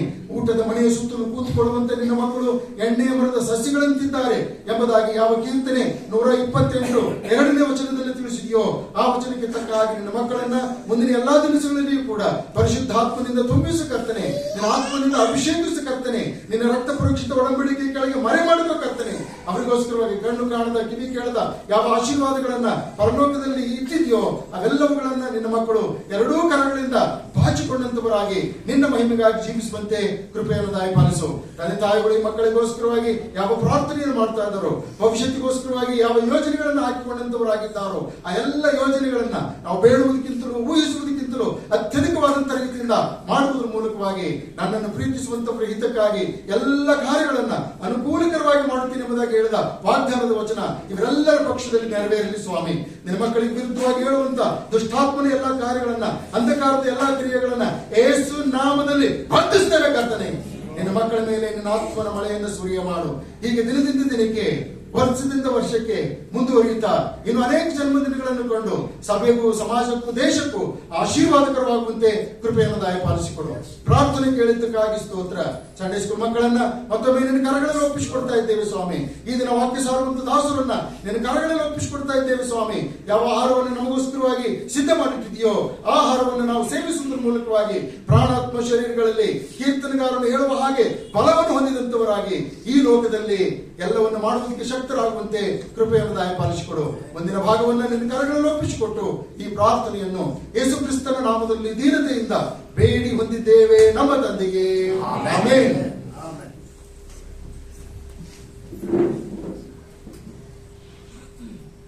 ಹಲ್ಲೆಲೂಯಾ. ನಮ್ಮ ಕರ್ತನ ಒಡೆಯನೂ ರಕ್ಷಕನಾದ ಪ್ರಭು ಯೇಸು ಕ್ರಿಸ್ತನ ನಾಮದಲ್ಲಿ ಕೂಡಿ ಬಂದಿರುವ ನಿಮ್ಮೆಲ್ಲರನ್ನ ಪ್ರೀತಿಯಿಂದ ಸ್ವಾಗತ ಮಾಡ್ತಾ ಇದ್ದೇನೆ. ಇವತ್ತು ನಾವು ಬೆಳಕಿನ ವಿಷಯದಲ್ಲಿ ಮಾತಾಡಿದ್ವಿ. ಆ ಬೆಳಕು ಒಂದು ದಿನ ಈ ತರ ಡಿಮ್ ಆಗ್ಬಿಡ್ತದೆ. ಈಗಾಗಲೇ ಪ್ರಾರಂಭ ಆಗಿದೆ. ಸಕಲ ಸೂಚನೆಗಳು ದೇಶದಲ್ಲಿ ಬರ್ತಾ ಇದೆ. ನಮ್ಮ ಆಗಮನ, ಕರ್ತನ ಆಗಮನ ಸಮೀಪದಲ್ಲಿದೆ. ಕರ್ತನ ನೀಡಿದ ಈ ಬೆಳಕು ಮತ್ತೆ ಪ್ರವೇಶ ಮಾಡಲಿಕ್ಕೆ ನಾವು ಸಿದ್ಧರಾಗಬೇಕಾಗಿದೆ. ನಮ್ಮ ರಕ್ಷಕನಾದ ಯೇಸು ಬಹಳ ಉತ್ತಮನು ಮತ್ತು ಸತ್ಯವಂತನಾಗಿದ್ದಾನೆ. ಆತನ ಮಕ್ಕಳಾಗಿರುವುದು ನಮ್ಗೆ ಎಷ್ಟೋ ಭಾಗ್ಯಕರವಾಗಿದೆ. ಇಂಥ ಒಂದು ದಿನದಲ್ಲಿ ಕೂಡ ನಮ್ಮನ್ನು ಈ ರೀತಿಯಾಗಿ ಆರಾಧನೆ ಮಾಡ್ಲಿಕ್ಕೆ ಆಗುವ ಹಾಗೆ ಈ ಸಮಯದಲ್ಲಿ ಇಲ್ಲಿ ಕೂಡ್ಲಿಕ್ಕೆ ಬರಮಾಡಿದ್ದಾರೆ. ದೇವರು ಸ್ತೋತ್ರ ಮಾಡೋಣ. ಇನ್ನು ಆದಷ್ಟು ಬೇಗ ನಾನು ಗಮನಿಸ್ತಾ ಇದ್ದೆ, ಇನ್ನು ಕೆಲವರು ಮಂದಿ ಇನ್ನೂ ಈಗ ನಿಧಾನವಾಗಿ ಬರ್ತಾ ಇದ್ದಾರೆ ಆರಾಧನೆಗೆ. ದಯವಿಟ್ಟು ಈಗಾಗಲೇ ಹೇಳಿದ್ದೇನೆ, ಟ್ರೈನ್ ಹೋದ್ಮೇಲೆ ಟಿಕೆಟ್ ತಗೊಳಕ್ ಹೋಗ್ಬೇಡಿ, ಪ್ರಯೋಜನನೇ ಇಲ್ಲ. ಬಂದು ಟಿಕೆಟ್ ತಗೊಂಡು ಕೂತ್ಕೊಂಡು ಮನೆಯಲ್ಲೇ ಹೋಗೋದು ಟ್ರೈನ್. ಆಗಿರುವಾಗ ಟ್ರೈನ್ ಹೋಗ್ತಾ ಇದ್ದೆ, ನೀವು ಹಿಂದೆ ಇರುವುದಾದ್ರೆ ನಾವು ಬಿಡಲ್ಪಡ್ತಿದ್ದು. ನಾನು ಗಂಭೀರವಾಗಿ ಹೇಳ್ತಾ ಇದ್ದೇನೆ ಪ್ರಿಯರೇ, ಮೊದಲಿಂದ ಹೇಳ್ತಾ ಇದ್ದೆ. ಕೆಲವರಿಗೆ ಅಭ್ಯಾಸನೇ ಆಗ್ಬಿಟ್ಟಿದೆ. ಹಾಗಾಗುತ್ತೆ ನಾವೆಲ್ಲರೂ ಒಂದಿನ ಬಿಡಲ್ಪಡ್ಬೇಕಾಗ್ತದೆ. ಆ ಘೋರ ದಿನದಲ್ಲಿ ನಮ್ಮನ್ನು ರಕ್ಷಿಸೋದಕ್ಕೆ ಯಾರು ಬರೋದಿಲ್ಲ. ದೇವರ ಕಾರ್ಯದಲ್ಲೇ ಮುಂದು ನಿತ್ಯ ಜೀವಿತಕ್ಕೆ ನಾವು ಮುಂದಾಗಿರ್ಬೇಕು. ವಿನ ಬೇರೆ ಎಲ್ಲ ಸಂಗತಿಗಳನ್ನ ಆದಷ್ಟು ಬೇಗ ಬಿಟ್ಬಿಡೋಣ. ಈ ದಿನ ಪ್ರತ್ಯೇಕವಾದ ಪರಿಶುದ್ಧವಾದ ದಿನವನ್ನ ಅರ್ಥಗರ್ಭಿತವಾಗಿಯೂ ನಮಗೆ ಆತ್ಮಕ್ಕೆ ಪೂರ್ತಿ ಲಾಭದಾಯಕವಾಗಿಯೂ ಇರುವಂತೆ ನಾವು ದೇವರು ನಮ್ಮನ್ನು ಆಶೀರ್ವಾದ ಮಾಡಲಿ. ಕೂಡಿ ಬಂದ ನಿಮ್ಮೆಲ್ಲರಿಗೂ ಕೂಡ ಪ್ರೀತಿಪೂರ್ವಕವಾಗಿ ಸ್ವಾಗತ ಮಾಡ್ತೇನೆ. ಮುಂದಿನ ವಾಕ್ಯವನ್ನು ಕೇಳೋದಕ್ಕೆ ಮುಂಚಿತವಾಗಿ ನಮ್ಮ ಸೆಕ್ರೆಟರಿ ಟೈಟಸ್ ಅವರು ಬಂದು ಹೇಳ್ಬೇಕೆಂಬುದಾಗಿ ಕೇಳ್ಕೊಳ್ತೇನೆ. ದಯವಿಟ್ಟು ಗಮನ ವಿಷಯ ಕೇಳಿಸಿಕೊಳ್ಳಿ. ಈ ವಾರದ ಪ್ರಕಟಣೆಗಳು. ಶನಿವಾರ ಸಾಯಂಕಾಲ ಹಾಡಿನ ಅಭ್ಯಾಸ ಇರುತ್ತದೆ. ಹಾಡಿನ ತಂಡದವರು ಬಂದು ಸಿದ್ಧತೆ ಮಾಡ್ಕೋಬೇಕಾಗಿ ನಾನು ಕೇಳ್ಕೊಂತೇನೆ. ಮತ್ತು ಬರುವ ಭಾನುವಾರ ಬೆಳಗಿನ ಜಾವ 8 ಸಭೆಯಲ್ಲಿ ಆರಾಧನೆ ಇರುತ್ತದೆ. ಒಂದು ವಿಶೇಷವಾದ ಕಾರ್ಯಕ್ರಮಗಳು. ಇವತ್ತು ಸಭೆ ಆದ ನಂತರ ಕ್ಯಾರಂ ಬೋರ್ಡ್ ಕಾಂಪಿಟೇಷನ್ ಇರುತ್ತದೆ. ಸೊ ನೀವಾಗೆ ಟೀಮ್ ಒಂದು ಇದಾಗಿ ಬಂದು ಒಂದು ಕ್ಯಾರಂ ಬೋರ್ಡ್ ಕಾಂಪಿಟೇಷನ್ ಪಾರ್ಟಿಸಿಪೇಟ್ ಮಾಡಬೇಕಾಗಿ ಕೇಳ್ಕೊಂತಾನೆ. ಮತ್ತು ಇವತ್ತು ಸಭೆ ಆದ ನಂತರ ಎಲ್ಲ ಸಂಡೇ ಸ್ಕೂಲ್ ಮಕ್ಕಳು ಇಲ್ಲೇ ಇರಬೇಕಾಗಿ ಕೇಳ್ಕೊಂಡಿದ್ದಾರೆ. ಸೊ ಬಿಗಿನರ್ಸ್ ಮಾತ್ರ ಬೇಡ, ಪ್ರೈಮರಿ, ಜೂನಿಯರ್ಸ್ ಮತ್ತು ಇಂಟರ್ಮೀಡಿಯೇಟ್ಸ್ ಅವರು ಇಲ್ಲೇ ಇರಬೇಕಾಗಿ ಕೇಳ್ಕೊಂಡಿದ್ದಾರೆ. ಪ್ರಾಕ್ಟೀಸ್ ಇರುತ್ತದೆ. ಅವರಿಗೆ ಲಂಚ್ ಸಹ ನಾವು ಅರೇಂಜ್ ಮಾಡಿರ್ತೇವೆ. ಮತ್ತು ವಿಶೇಷವಾಗಿ ನೆಕ್ಸ್ಟ್ ವೀಕ್ ಅಂದ್ರೆ ಡಿಸೆಂಬರ್ 22ನೇ ತಾರೀಕು ಸಾಯಂಕಾಲ 5 ನಮ್ಮ ಸಭೆಯಲ್ಲಿ ಕ್ರಿಸ್ಮಸ್ ಕಾರ್ಯಕ್ರಮ ಇರುತ್ತದೆ. ಸೊ ಈ ಒಂದು ಸಾಯಂಕಾಲ ನಡೆಯುವಂತ ಒಂದು ಕಾರ್ಯಕ್ರಮದಲ್ಲಿ ತಾವೆಲ್ಲರೂ ಪಾಲ್ಗೊಂಡು ಆಶೀರ್ವಾದ ಮಾಡ್ಕೊಳ್ಬೇಕಾಗಿ ಕೇಳ್ಕೊಂತಾರೆ. ಮತ್ತು ಡಿಸೆಂಬರ್ 25ನೇ ತಾರೀಕು ಕ್ರಿಸ್ಮಸ್ ಆರಾಧನೆ ಇರುತ್ತದೆ. ಅದು ಬೆಳಗಿನ ಜಾವ 8 ಕ್ರಿಸ್ಮಸ್ ಆರಾಧನೆ ಇರುತ್ತದೆ. ಮತ್ತು ಇನ್ನೊಂದು ಪ್ರಕಟಣೆ, ಡಿಸೆಂಬರ್ 29ನೇ ತಾರೀಕು, ಅದು ಸಂಡೇ, ಕೊನೆಯ ಸಂಡೇ ಆನ್ಯುವಲ್ ಮೀಟಿಂಗ್ ಇರುತ್ತದೆ. ಸೊ ಸಭೆ ಆದ ನಂತರ ನಾವು ಆನ್ಯುವಲ್ ಮೀಟಿಂಗ್ ಅನ್ನ ಮಾಡುವಂತರಾಗಿದ್ದೇವೆ. ಸೊ ಇದನ್ನೆಲ್ಲ ನೀವು ಜ್ಞಾಪಕದಲ್ಲಿ ಇಟ್ಕೊಂಡು ತಾವು ಇದರಲ್ಲೆಲ್ಲ ಪಾಲ್ಗೊಳ್ಬೇಕಾಗಿ ನಾನು ಕೇಳ್ಕೊಂತೀನಿ. ಸೊ ಸಭಾಪಾಲನ ಸಮಿತಿ ಎಲ್ಲ ಸದಸ್ಯರು ಬರುವ ಭಾನುವಾರದೊಳಗಡೆ ನಿಮ್ಮ ಒಂದು ರಿಪೋರ್ಟ್ಸ್ ನ ಕೊಡಬೇಕಾಗಿ ನಾನು ಕೇಳ್ತೀನಿ. Thank you. ಪ್ರತಿ ವರ್ಷ ನಾವು ಆನ್ಯುವಲ್ ರಿಪೋರ್ಟ್ ಓದ್ತೇವೆ. ಇಲ್ಲಿ ನಮ್ಮ ಸಭೆಯಲ್ಲಿ ಏನಾಗಬೇಕಾಗಿತ್ತು, ಏನಾಗ್ತಾ ಇದೆ, ಮತ್ತೆ ಏನ್ ಮಾಡ್ಬೇಕೆಂಬ ಸತ್ಯಗಳನ್ನ ಆಯಾಯ ಜವಾಬ್ದಾರಿ ವಹಿಸಿಕೊಂಡಂತವರು ವಹಿಸಿಕೊಡ್ತಾರೆ. ಅದನ್ನ ಮೊತ್ತವಾಗಿ ಸಭಾಪಾಲಕರು ಕೂಡ ಅಂದು ಇದು ಮಾಡ್ತಾರೆ. ಮತ್ತೆ ಬರುವ 2025ನೇ ಇಸ್ವಿಗೆ ನೂತನ ಪದಾಧಿಕಾರಿಗಳು ಅಥವಾ ಚರ್ಚ್ ಬೋರ್ಡ್ ಅನ್ನು ನಾವು ಆಯ್ಕೆ ಮಾಡ್ತೇವೆ. ಅದಕ್ಕೆ ನಾಮಿನೇಷನ್ ಕಮಿಟಿ ಮಾಡಿದ್ದಾರೆ. ಸೊ ಹಾಗಾಗಿ ಅದಕ್ಕಾಗಿ ಪ್ರಾರ್ಥನೆ ಮಾಡಿ ನಮ್ಮ ಸಭೆಯಲ್ಲಿ ಇನ್ನೂ ಹೆಚ್ಚಿನ ಉಜ್ವಲವಾಗಿ ನಡೆಸುವ ಹಾಗೆ ಪ್ರಾರ್ಥನಾ ಪೂರ್ವಕವಾಗಿ ನಾವು ಇದಕ್ಕಾಗಿ ಸಿದ್ಧ ಮಾಡಿಕೊಳ್ಳೋಣ. ಈ ಸಮಯದಲ್ಲಿ ನಾವು ನೇರವಾಗಿ ವಾಕ್ಯಕ್ಕೆ ಹೋಗೋಣ. ದೇವರ ವಾಕ್ಯ ಮಧುರವಾದದ್ದು, ಅಲರ್ಟ್ ಆಗಿರ್ಬೇಕು ನಾವು. ಮಾತ್ರವಲ್ಲದೆ ಗಮನವಿಟ್ಟು ಕೇಳಿದ್ದನ್ನ ನಡವಳಿಕೆ ತೀರ್ಮಾನದೊಂದಿಗೆ ಹಿಂದೆ ತಿರುಗೋಣ. ಇಂಥ ಒಂದು ಭಾಗ್ಯ ನಮ್ಮ ಕೊಳ್ಳಿ ಸಮಯದಲ್ಲಿ ನಮ್ಮ ಮಧ್ಯೆ ಇರುವ ಪಾಸ್ಟರ್ ಶ್ರೀನಿವಾಸ್ ಅವರು ಬಂದು ನಮ್ಮ ವಚನಗಳನ್ನ ದೇವರ ವಾಕ್ಯ ಹೇಳ್ತಾರೆ. ಪಾಸ್ಟರ್ ಗಿರೀಶ್ ಅವರು ಅದಕ್ಕೆ ಅನುವಾದ ಮಾಡಿಕೊಡ್ತಾರೆ. ಗಮನವಿಟ್ಟು ಕೇಳಬೇಕೆಂಬುದಾಗಿ ಕೇಳಿ.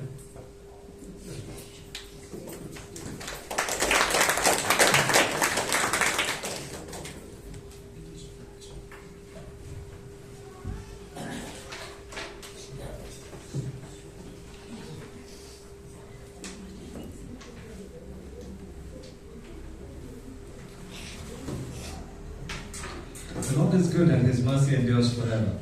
ದೇವರು ಒಳ್ಳೆಯವನಾಗಿದ್ದಾನೆ, ಆತನ ಕೃಪೆಯು ಶಾಶ್ವತವಾದದ್ದು. It's good to be with you all this morning.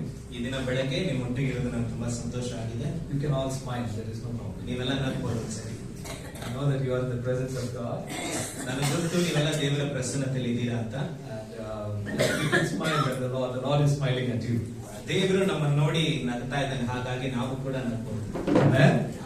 Okay. So just your neighbor on your left and right and tell, ನಿಮ್ಮ ಅಕ್ಕಪಕ್ಕದಲ್ಲಿರೋರಿಗೆ ತಿರುಗಿ ಈ ರೀತಿಯಾಗಿ ಹೇಳ್ರಿ, keep your mind in the word of God. ದೇವರ ವಚನಕ್ಕೆ ನಿಮ್ಮ ಮನಸ್ಸನ್ನು ಒಪ್ಪಿಸಿಕೊಳ್ಳಿ. If you tell that, you're looking at me. Don't look at us. ನೋಡಿದ್ರ, ನನ್ನನ್ನು ನೋಡ್ತಾ ಇದ್ದೀರಾ ಅಂತ ಹೇಳಿದ್ರ ನೀವು? So, like Pastor was saying, we need to be people who are doers of word, not just hearers of God's word.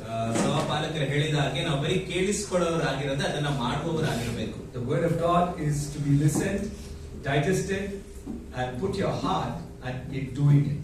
ದೇವರ ವಾಕ್ಯವನ್ನ ಕೇಳಿಸಿಕೊಳ್ಬೇಕು, ಜೀರ್ಣಿಸಿಕೊಳ್ಬೇಕು, ಅದನ್ನ ನಮ್ಮ ಹೃದಯದಲ್ಲಿ ಇಟ್ಕೊಂಡು ಅದನ್ನ ಮಾಡಬೇಕು. Amen. Amen. It cannot come out as knowledge. It has to come out as something that you have desired to do it with all your heart. ಅದು ಬರೀ ಜ್ಞಾನವಾಗಿ ಹೊರಪಡದೆ, ಅದು ನಮ್ಮ ಆಸೆ ಪೂರ್ವಕವಾಗಿ ಮಾಡುವಂತ ಒಂದು ಕಾರ್ಯವಾಗಿ ಹೊರಪಡಬೇಕು. How many of you understand what I'm saying? ನಾನು ಹೇಳೋದು ಎಷ್ಟು ಜನಕ್ಕೆ ಅರ್ಥ ಆಯ್ತು? 4.5. That's all? Okay. So, I don't know if you. It's okay. Let me go further. What is today's message the Lord has kept today? ದೇವರು ನಮಗಾಗಿ ಇಟ್ಟಿರುವಂತ ದೇವರ ವಾಕ್ಯ ಏನಿವತ್ತು? The word that Lord put into my heart is the passage of 1 Samuel 25 from 2 to 39. 1 ಸಮುವೇಲ 25ನೇ ಅಧ್ಯಾಯ 2 ರಿಂದ 5 ವಚನಗಳು ದೇವರು ನನ್ನ ಹೃದಯದಲ್ಲಿ ಇಟ್ಟಂತ ವಾಕ್ಯ. 1 Samuel 25 1 ಸಮುವೇಲ 25 from 2 to 39. 2 to 39, 2 ರಿಂದ 39 ವಚನಗಳು. Yes, 2 to 39. It's a long passage. ಇದು ತುಂಬಾ ಒಂದು ದೊಡ್ಡದಾದ ವೇದ ಭಾಗ. How many of you have read this? ಎಷ್ಟು ಜನ ಇದನ್ನು ಓದಿದ್ದೀರಾ? 6.5, 10.5. Then what else? Anybody else? Yeah. Have you read it anytime? Yeah. Some of you may have read it multiple times. ನೀವು ಕೆಲವರು ಅನೇಕ ಬಾರಿ ಈ ವಚನಗಳನ್ನು ಓದಿರಬಹುದು. But this is one of my favorite places. Passages. ಸತ್ಯವೇದದಲ್ಲಿರುವಂತ ಅನೇಕ ನನಗೆ ಇಷ್ಟವಾದ ವೇದ ಭಾಗಗಳು ಇದು ಕೂಡ ಒಂದು. What is it talking about? ಇದು ಏದ್ರ ಬಗ್ಗೆ ಮಾತಾಡ್ತಾ ಇದೆ? It's talking about 3 people. ಈ ವೇದ ಭಾಗ 3 ವ್ಯಕ್ತಿಗಳ ಕುರಿತಾಗಿ ಮಾತಾಡ್ತಾ ಇದೆ. Everybody say 3 people. ಎಲ್ಲರೂ ಹೇಳ್ರಿ 3 ವ್ಯಕ್ತಿಗಳು. Come on, tell nicely. 3 people. ಸರಿಯಾಗಿ ಹೇಳಿ 3 ಜನರು, ಅದು 3 ವ್ಯಕ್ತಿಗಳು. Okay. Number 1, ಮೊದಲನೇದಾಗಿ David. ದಾವೀದನು. Then it's talking about Nabal. ಎರಡನೇದಾಗಿ ಅದು ನಾಬಾಲ್ನ ಕುರಿತಾಗಿ ಮಾತಾಡ್ತಾ And ಇದೆ. then it's talking about Abigail. ಅದು ಅಬಿಗೈಲಳ ಬಗ್ಗೆ ಮಾತಾಡ್ತಾ ಇದೆ. Okay. So we're going to see from these 3 people something that we can apply in our life. ಈ 3 ವ್ಯಕ್ತಿಗಳ ಜೀವಿತವನ್ನ ತಿಳ್ಕೊಂಡು ನಮ್ಮ ಜೀವಿತದಲ್ಲಿ ಏನೋ ನಾವು ಅನುಭವಿಸಿಕೊಳ್ಬೇಕಾಗಿದೆ, ಅದೇನಂತ ತಿಳ್ಕೊಳ್ಳೋಣ. Amen. Amen. You see, the word of God is full of practical understanding. ದೇವರ ವಾಕ್ಯ ಅನ್ನೋದು ನಮ್ಮ ಜೀವಿತಕ್ಕೆ ಬೇಕಾದ ಕಾರ್ಯರೂಪಕವಾದ ವಿಷಯಗಳನ್ನು ತಿಳಿಸ್ಕೊಡ್ತದೆ. Are you interested? ನಿಮಗೆ ಅದರ ಬಗ್ಗೆ ಗಮನ ಇದೆಯಾ? Nobody says yes. I ask you a question. ನಾನು ನಿಮಗೆ ಪ್ರಶ್ನೆ ಕೇಳ್ತಾ ಇದ್ದೀನಿ, ಎಲ್ಲರೂ ಹೌದು ಅಂತ ಕೂಡ ಹೇಳ್ತಾ ಇಲ್ಲ ನೀವು. You don't like me? ನೀವು ನನ್ನ ಇವ್ರಂದ್ರೆ ನಿಮ್ಗೆ ಇಷ್ಟ ಇಲ್ವಾ? You want somebody else to speak? ನಿಮ್ಗೆ ಯಾರಾದ್ರೂ ಬೇರೆಯವ್ರು ಇರ್ಬೇಕಾ? But you are stuck. Already pastor has assigned me, so I have to speak. ನಿಮ್ಗೆ ಬೇರೆ ಆಪ್ಷನ್ ಇಲ್ಲ, ನೀವು ಇಲ್ಲೇ ಕೂತ್ಕೊಳ್ಬೇಕು. ಪಾಸ್ಟ್ ಹೇಳ್ಬಿಟ್ಟಿದ್ದಾರೆ, ನಾನೇ ಪ್ರಸಂಗ ಮಾಡೋದು. Okay, fine. Are you ready? Yes. Okay. Now, if you read from verse 2 onwards, ನೀವು 2ನೇ ವಚನದಿಂದ ಓದಲಿಕ್ಕೆ ಪ್ರಾರಂಭಿಸಿದ್ರೆ, here is a place where the verse says in the Bible, now there was a man in Maon whose business was in Carmel, and the man was very rich. He had 3,000 sheep and 1,000 goats, and he was shearing his sheep in Carmel. 2ನೇ ವಚನದಲ್ಲಿ ಓದಕ್ಕೆ ನಾವು ಪ್ರಾರಂಭ ಮಾಡಿದ್ರೆ ಹೀಗೆ ಇರುತ್ತೆ. ಕಾರ್ಮೆಲಿನಲ್ಲಿ ವಾಸವಿದ್ದಂತ ಒಬ್ಬ ಮನುಷ್ಯನು ಮೋವಾಬಿನಲ್ಲಿ ವಾಸಿಸುತ್ತಿದ್ದನು. ಅವನ ಹೆಸರು ನಾಬಾಲ. ಅವನ ಹೆಂಡತಿಯು ಅಬಿಗೇಳಲು, ಆಕೆಯು ಬುದ್ಧಿವಂತಿಯೂ ಸುಂದರಿಯೂ ಆಗಿದ್ದಳು. ಅವನ ಐಶ್ವರ್ಯದ ಬಗ್ಗೆ ಮಾತಾಡ್ತದೆ. ಕಾಬೇಲನ ವಂಶದವನಾದ ಈ ಮನುಷ್ಯನು ನಿಷ್ಠೂರನು ದುಷ್ಕರ್ಮಿಯೂ ಆಗಿದ್ದನು. ಅವನು ಬಹು ಧನವಂತನು. ಅವನಿಗೆ 3,000 ಕುರಿಗಳು 1,000 ಆಡುಗಳು ಇದ್ದವು ಅಂತ ಬರೆಯಲ್ಪಟ್ಟಿದೆ. Okay, so I read 2 in Kannada. It's all together. ನಾನು 2ನೇ, ಅವರು ಇಂಗ್ಲಿಷ್ ಅಲ್ಲಿ 2ನೇ ವಚನ ಮಾತ್ರ ಓದಿದ್ರು. ಅದನ್ನ ನಾವು 2-3 ವಚನಗಳ ನಾವು ಕನ್ನಡದಲ್ಲಿ ನೋಡ್ತೀವಿ. Okay, so it's also written about the character of these 2 people. The name of the man was Nabal, and the name of his wife Abigail, and she was a woman of good understanding and beautiful appearance. But the man was harsh and evil in his doings. He was of the house of Caleb. ಇಲ್ಲಿ 2 ವ್ಯಕ್ತಿಗಳ ವ್ಯಕ್ತಿತ್ವದ ಬಗ್ಗೆ ಮಾತಾಡ್ತಾ ಇದೆ. ಮೊದಲನೇದಾಗಿ ಅಬಿಗೇಲಳ ಬಗ್ಗೆ ಮಾತಾಡ್ತದೆ. ಆಕೆ ಬುದ್ಧಿವಂತಿಯೂ ಸುಂದರಿಯೂ ಆಗಿದ್ದಳು. ಅದೇ ರೀತಿಯಾಗಿ ನಾಬಾಲನ ಕುರಿತಾಗಿ ಮಾತಾಡ್ತದೆ. ಅವನು ನಿಷ್ಠೂರನು ದುಷ್ಕರ್ಮಿಯೂ ಆಗಿದ್ದನು ಅಂತ ಹೇಳಿ ದೇವರ ವಾಕ್ಯ ಹೇಳ್ತಾ ಇದೆ. Now the background for this passage is, ಈ ವೇದ ಭಾಗದ ಹಿನ್ನೆಲೆಯನ್ನ ನೀವು ಗಮನಿಸಿದ್ರೆ, David is fleeing from Saul. ದಾವೀದನು ಸೌಲನಿಂದ ಹಿಂದರಿಸಲ್ಪಟ್ಟು ಓಡಿ ಹೋಗ್ತಾ ಇದ್ದಾನೆ. Okay, in the previous chapter, if you read, he had just acted according to God's character, shown mercy to Saul and not killed him. ನೀವು ಇಂದಿನ ವೇದ ಭಾಗಗಳನ್ನ ನೋಡಿದ್ರೆ ದೇವರ ವ್ಯಕ್ತಿತ್ವದ ಹಾಗೆ ಸೌಲನು ದಾವೀದನ ಕೈಗೆ ಸಿಕ್ಕಿದ್ರು ಕೂಡ ಅವನನ್ನ ಕೊಲ್ಲದೆ ಆತನು ಬಿಟ್ಟು ಬಿಡುವುದನ್ನ ನಾವು ನೋಡ್ತಾ ಇದ್ದೀವಿ. You see, in chapter 24, that's what King David is portraying to the army of Israel and to King Saul. 24ನೇ ಅಧ್ಯಾಯದಲ್ಲಿ ಓದಿ ನೋಡೋದಾದ್ರೆ ಇಸ್ರಾಯೇಲ್ ಸೈನ್ಯಕ್ಕೂ ಹಾಗೆ ಸೌಲನಿಗೂ ದಾವೀದನು ತನ್ನ ವ್ಯಕ್ತಿತ್ವವನ್ನು ಈ ರೀತಿಯಾಗಿ ಹೊರಪಡಿಸ್ತಾ ಇದ್ದಾನೆ. And now he is in a place which is in the wilderness of Paran, a place called Paran. ಪರಾನ್ ಅನ್ನುವಂತ ಒಂದು ಅಡವಿಯಲ್ಲಿ ಆತನಿದ್ದಾನೆ. And now he with his nearly 600 people with him, or army with him, ಒಂದು 600 ಜನ ಸೈನ್ಯದೊಟ್ಟಿಗೆ ಆತನಿದ್ದಾನಲ್ಲಿ. you know, they are hungry, ಅವರಿಗೆ ಹಸಿವಾಗ್ತಾ ಇದೆ, they are tired, ಅವರಿಗೆ ಸುಸ್ತಾಗಿದೆ. and David understands these things. ಅವರು ಈ ಕಾರ್ಯಗಳನ್ನು ಅರ್ಥ ಮಾಡ್ಕೊಳ್ತಾ ಇದ್ದಾರೆ. And this is the time, all verse 2 onwards, the things of what is happening there begins. ಈ ರೀತಿಯಾದ ಒಂದು ಸನ್ನಿವೇಶದಲ್ಲೇನೆ 2ನೇ ವಚನದಿಂದ ಏನು ನಡೀತಾ ಇದೆ ಅನ್ನೋದು ನಮಗೆ ಗೊತ್ತಾಗುತ್ತೆ. Here we find there was a man in Maon called Nabal. ಅಲ್ಲಿ ಮಾವೂನ್ ಅನ್ನುವಂತ ಒಂದು ಸ್ಥಳದಲ್ಲಿ ಒಬ್ಬ ನಾಬಾಲ್ ಅನ್ನುವಂತ ಒಬ್ಬ ವ್ಯಕ್ತಿ ಇದ್ದಾನೆ. Now the meaning of Nabal means fool. ನಾಬಾಲ್ ಅನ್ನುವಂತ ಒಂದು ಹೆಸರಿನ ಅರ್ಥ ಮೂರ್ಖ ಅಂತ ಹೇಳಿ. I don't know which parent would keep a name like that. ನನಗೆ ಗೊತ್ತಿಲ್ಲ ಯಾವ ತಂದೆ ತಾಯಿಗಳು ಈ ರೀತಿಯಾಗಿ ಹೆಸರಿಡ್ತಾರೆ ಅಂತ. There is nothing written about their parents. ಅವರ ತಂದೆ ತಾಯಿಗಳ ಬಗ್ಗೆ ಏನು ಬರೆಯಲ್ಪಟ್ಟಿಲ್ಲ ಸತ್ಯವೇದದಲ್ಲಿ. But Nabal is his name. ಅವನ ಹೆಸರು ನಾಬಾಲ್. Who is he? ಅವನು ಯಾರು? He is a rich man. ಅವನು ಬಹಳ ಹಣವಂತನಾಗಿದ್ದ. You know, he is in Carmel. ಅವನು Carmel ಪ್ರದೇಶದಲ್ಲಿದ್ದ. He is doing a business. ಅವನು ಒಂದು ವ್ಯಾಪಾರವನ್ನು ಮಾಡ್ತಾ ಇದ್ದಾನೆ. And what kind of a character was he? ಅವನಿಗೆ ಯಾವ ರೀತಿಯಾದ ವ್ಯಕ್ತಿತ್ವ ಇತ್ತು? He was a harsh man. ಅವನು ನಿಷ್ಠೂರವಾದಿ ಆಗಿದ್ದನು. Evil in his doings. ದುಷ್ಕರ್ಮಿ ಆಗಿದ್ದನು ಅವನ ಕಾರ್ಯಗಳಲ್ಲಿ. Is there any businessman like that today? ಈ ರೀತಿಯಾದ ಒಬ್ಬ ವ್ಯವಹಾರ ಮಾಡೋನ್ನ ನೀವು ನೋಡಿದೀರಾ? Are we anyone sitting here? ಆ ರೀತಿಯಾಗಿ ಯಾರಾದ್ರೂ ಇಲ್ಲಿ ಕುಳಿತಿದ್ದೀರಾ? Okay, don't get offended. Let's look to the Lord. ನಾವು ದೇವರಿಗೆ ಪ್ರಾರ್ಥನೆ ಮಾಡೋಣ. What I'm trying to say, ನಾನೇನ್ ಹೇಳ್ತಾ ಇದ್ದೀನಿ? all that is written about Nabal is his outward appearance or outwardly what he was. ನಾಬಾಲನ ಕುರಿತಾಗಿ ಬರೆಯಲ್ಪಟ್ಟಿರುವಂತಹ ವಚನಗಳು ಆತನ ಬಾಹ್ಯವಾಗಿ ಆತನು ಹೇಗಿದ್ದಾನೆ ಅನ್ನೋದನ್ನ ತೋರಿಸುತ್ತದೆ. But even his inside world was harsh and evil in all his doings, his character. ಆತನು ಬಾಹ್ಯವಾಗಿ ಮಾತ್ರವಲ್ಲದೆ ಅಂತರಂಗದಲ್ಲಿ ಒಳಗಡೆ ಕೂಡ ಆತನು ದುಷ್ಕರ್ಮಿಯಾಗಿದ್ದನು ಅಂತೇಳಿ ದೇವವಾಕ್ಯ ಹೇಳುತ್ತೆ. What about Abigail? ಅಬಿಗೇಲಳ ಕುರಿತಾಗಿ ದೇವವಾಕ್ಯ ಏನ್ ಹೇಳ್ತಾ ಇದೆ? Who was his wife? ಆತನ ಹೆಂಡತಿಯಾದ ಅಬಿಗೇಲಳ ಬಗ್ಗೆ ಏನ್ ಹೇಳ್ತಾ ಇದೆ? Two things. ಎರಡು ವಿಷಯಗಳು. Good understanding, ಆತನು ಬುದ್ಧಿವಂತಿಯಾಗಿದ್ದಳು, beautiful in appearance. ನೋಡೋದಕ್ಕೆ ಸುಂದರವಾಗಿದ್ದಳು. Both, one outside, one inside. ಒಂದು ಹೊರಗೆ ಇನ್ನೊಂದು ಒಳಗೆ. She was beautiful outside, she was also beautiful on the inside. ಆಕೆ ಬಾಹ್ಯವಾಗಿ ಕೂಡ ಹೊರಗಡೆ ಕೂಡ ಸುಂದರವಾಗಿದ್ದಳು, ಒಳಗೆ ಅಂತರಂಗದಲ್ಲಿ ಕೂಡ ಸುಂದರವಾಗಿದ್ದಳು. You see, that is how the ladies have to live their life and the men have to live their life. ಅದೇ ರೀತಿಯಾಗಿಯೇ ಸ್ತ್ರೀ ಮತ್ತೆ ಪುರುಷರು ತಮ್ಮ ಜೀವಿತಗಳನ್ನ ಜೀವಿಸಬೇಕು. We need to look after the outside that we know very well. ನಾವು ಹೊರಗೆ ಬಾಹ್ಯವಾಗಿ ಹೇಗೆ ಕಾಣಿಸ್ಕೊಳ್ತೀವಿ ಅನ್ನೋದನ್ನ ಕೂಡ ನಾವು ಗಮನಿಸಬೇಕು. ಅದೆಲ್ಲ ನಮಗೆ ಗೊತ್ತು ಈಗಾಗಲೇ. We know in extensively we know how to take care of the outside. ನಮಗೆಲ್ಲರಿಗೂ ಚೆನ್ನಾಗಿ ಗೊತ್ತು ಹೇಗೆ ನಾವು ಹೊರಗಡೆ ಹೇಗೆ ಕಾಣಿಸ್ಕೊಳ್ಬೇಕು ಅಂತ, ಹೇಗೆ ನಾವು ಯೋಚನೆ ಮಾಡ್ತೀವಿ ಅಂತ ನಮ್ಮೆಲ್ಲರಿಗೂ ಗೊತ್ತು. Even when the inside is completely shattered, outside we will have a beautiful smile.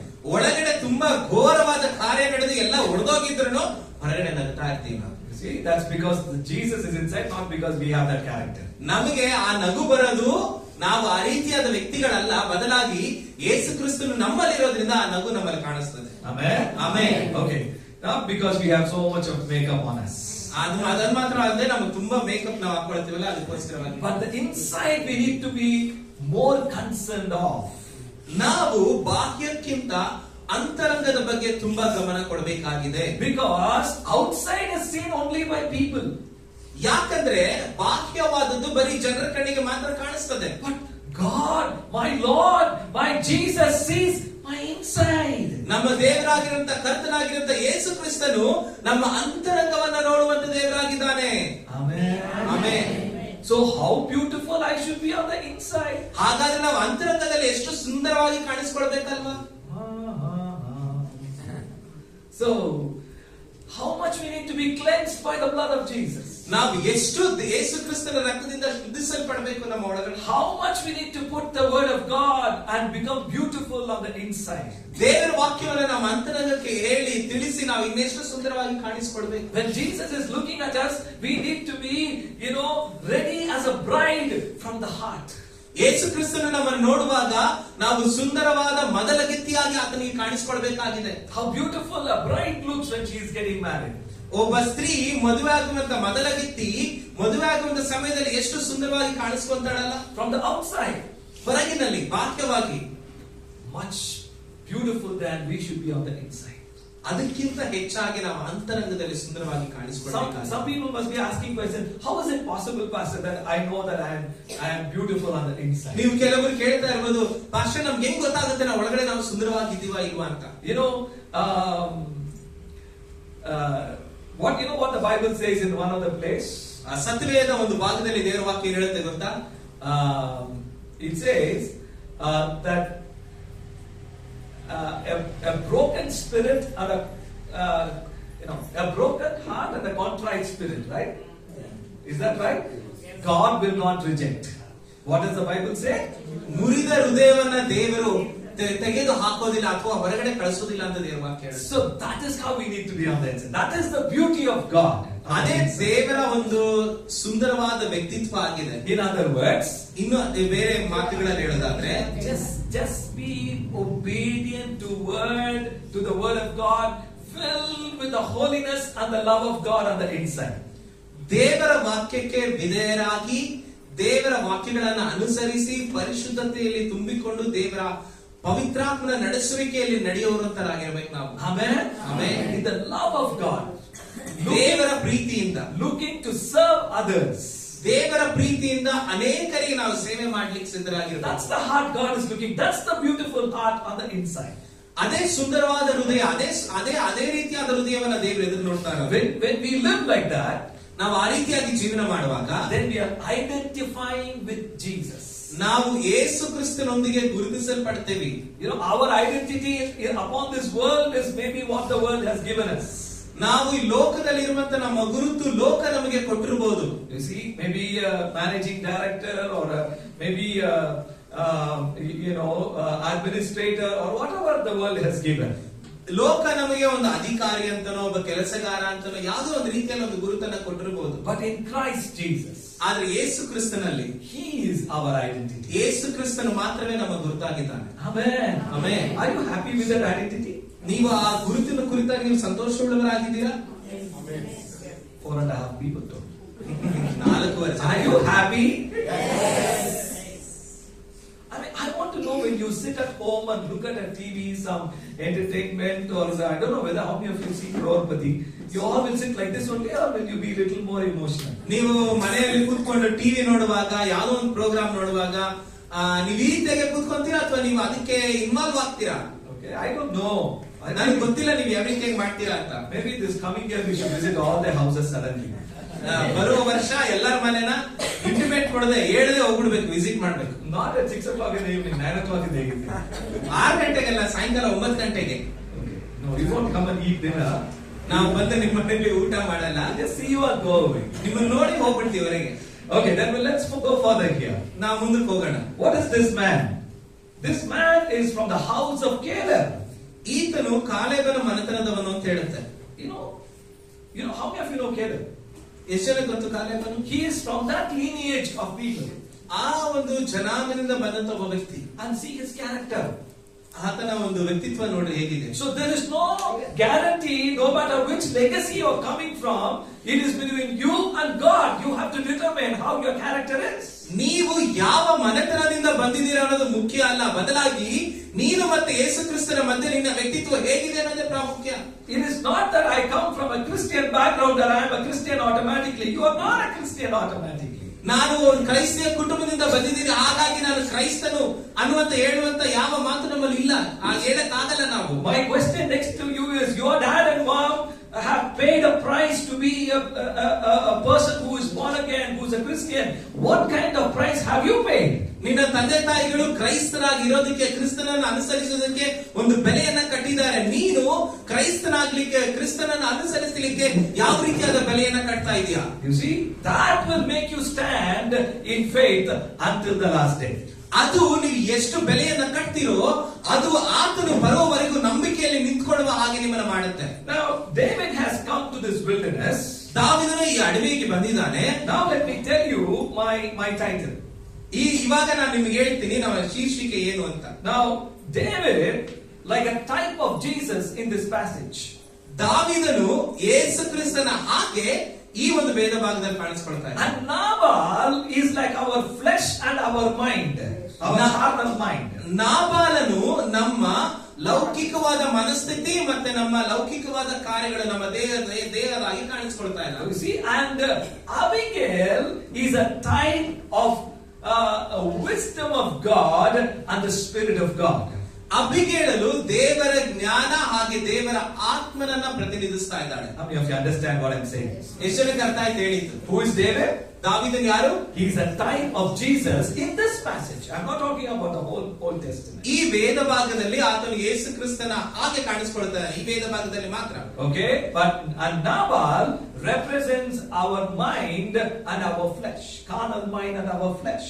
ನಾಬಾಲನು ನಮ್ಮ ಮನಸ್ಥಿತಿ ಹಾಗೂ ನಮ್ಮ ದೇಹ ಅಥವಾ ನಮ್ಮ ಲೌಕಿಕವಾದ ಜೀವನವನ್ನ ಪ್ರತಿನಿಧಿಸ್ತಾ ಇದ್ದಾನೆ. And this Abigail is like the wisdom of God and the Spirit of God.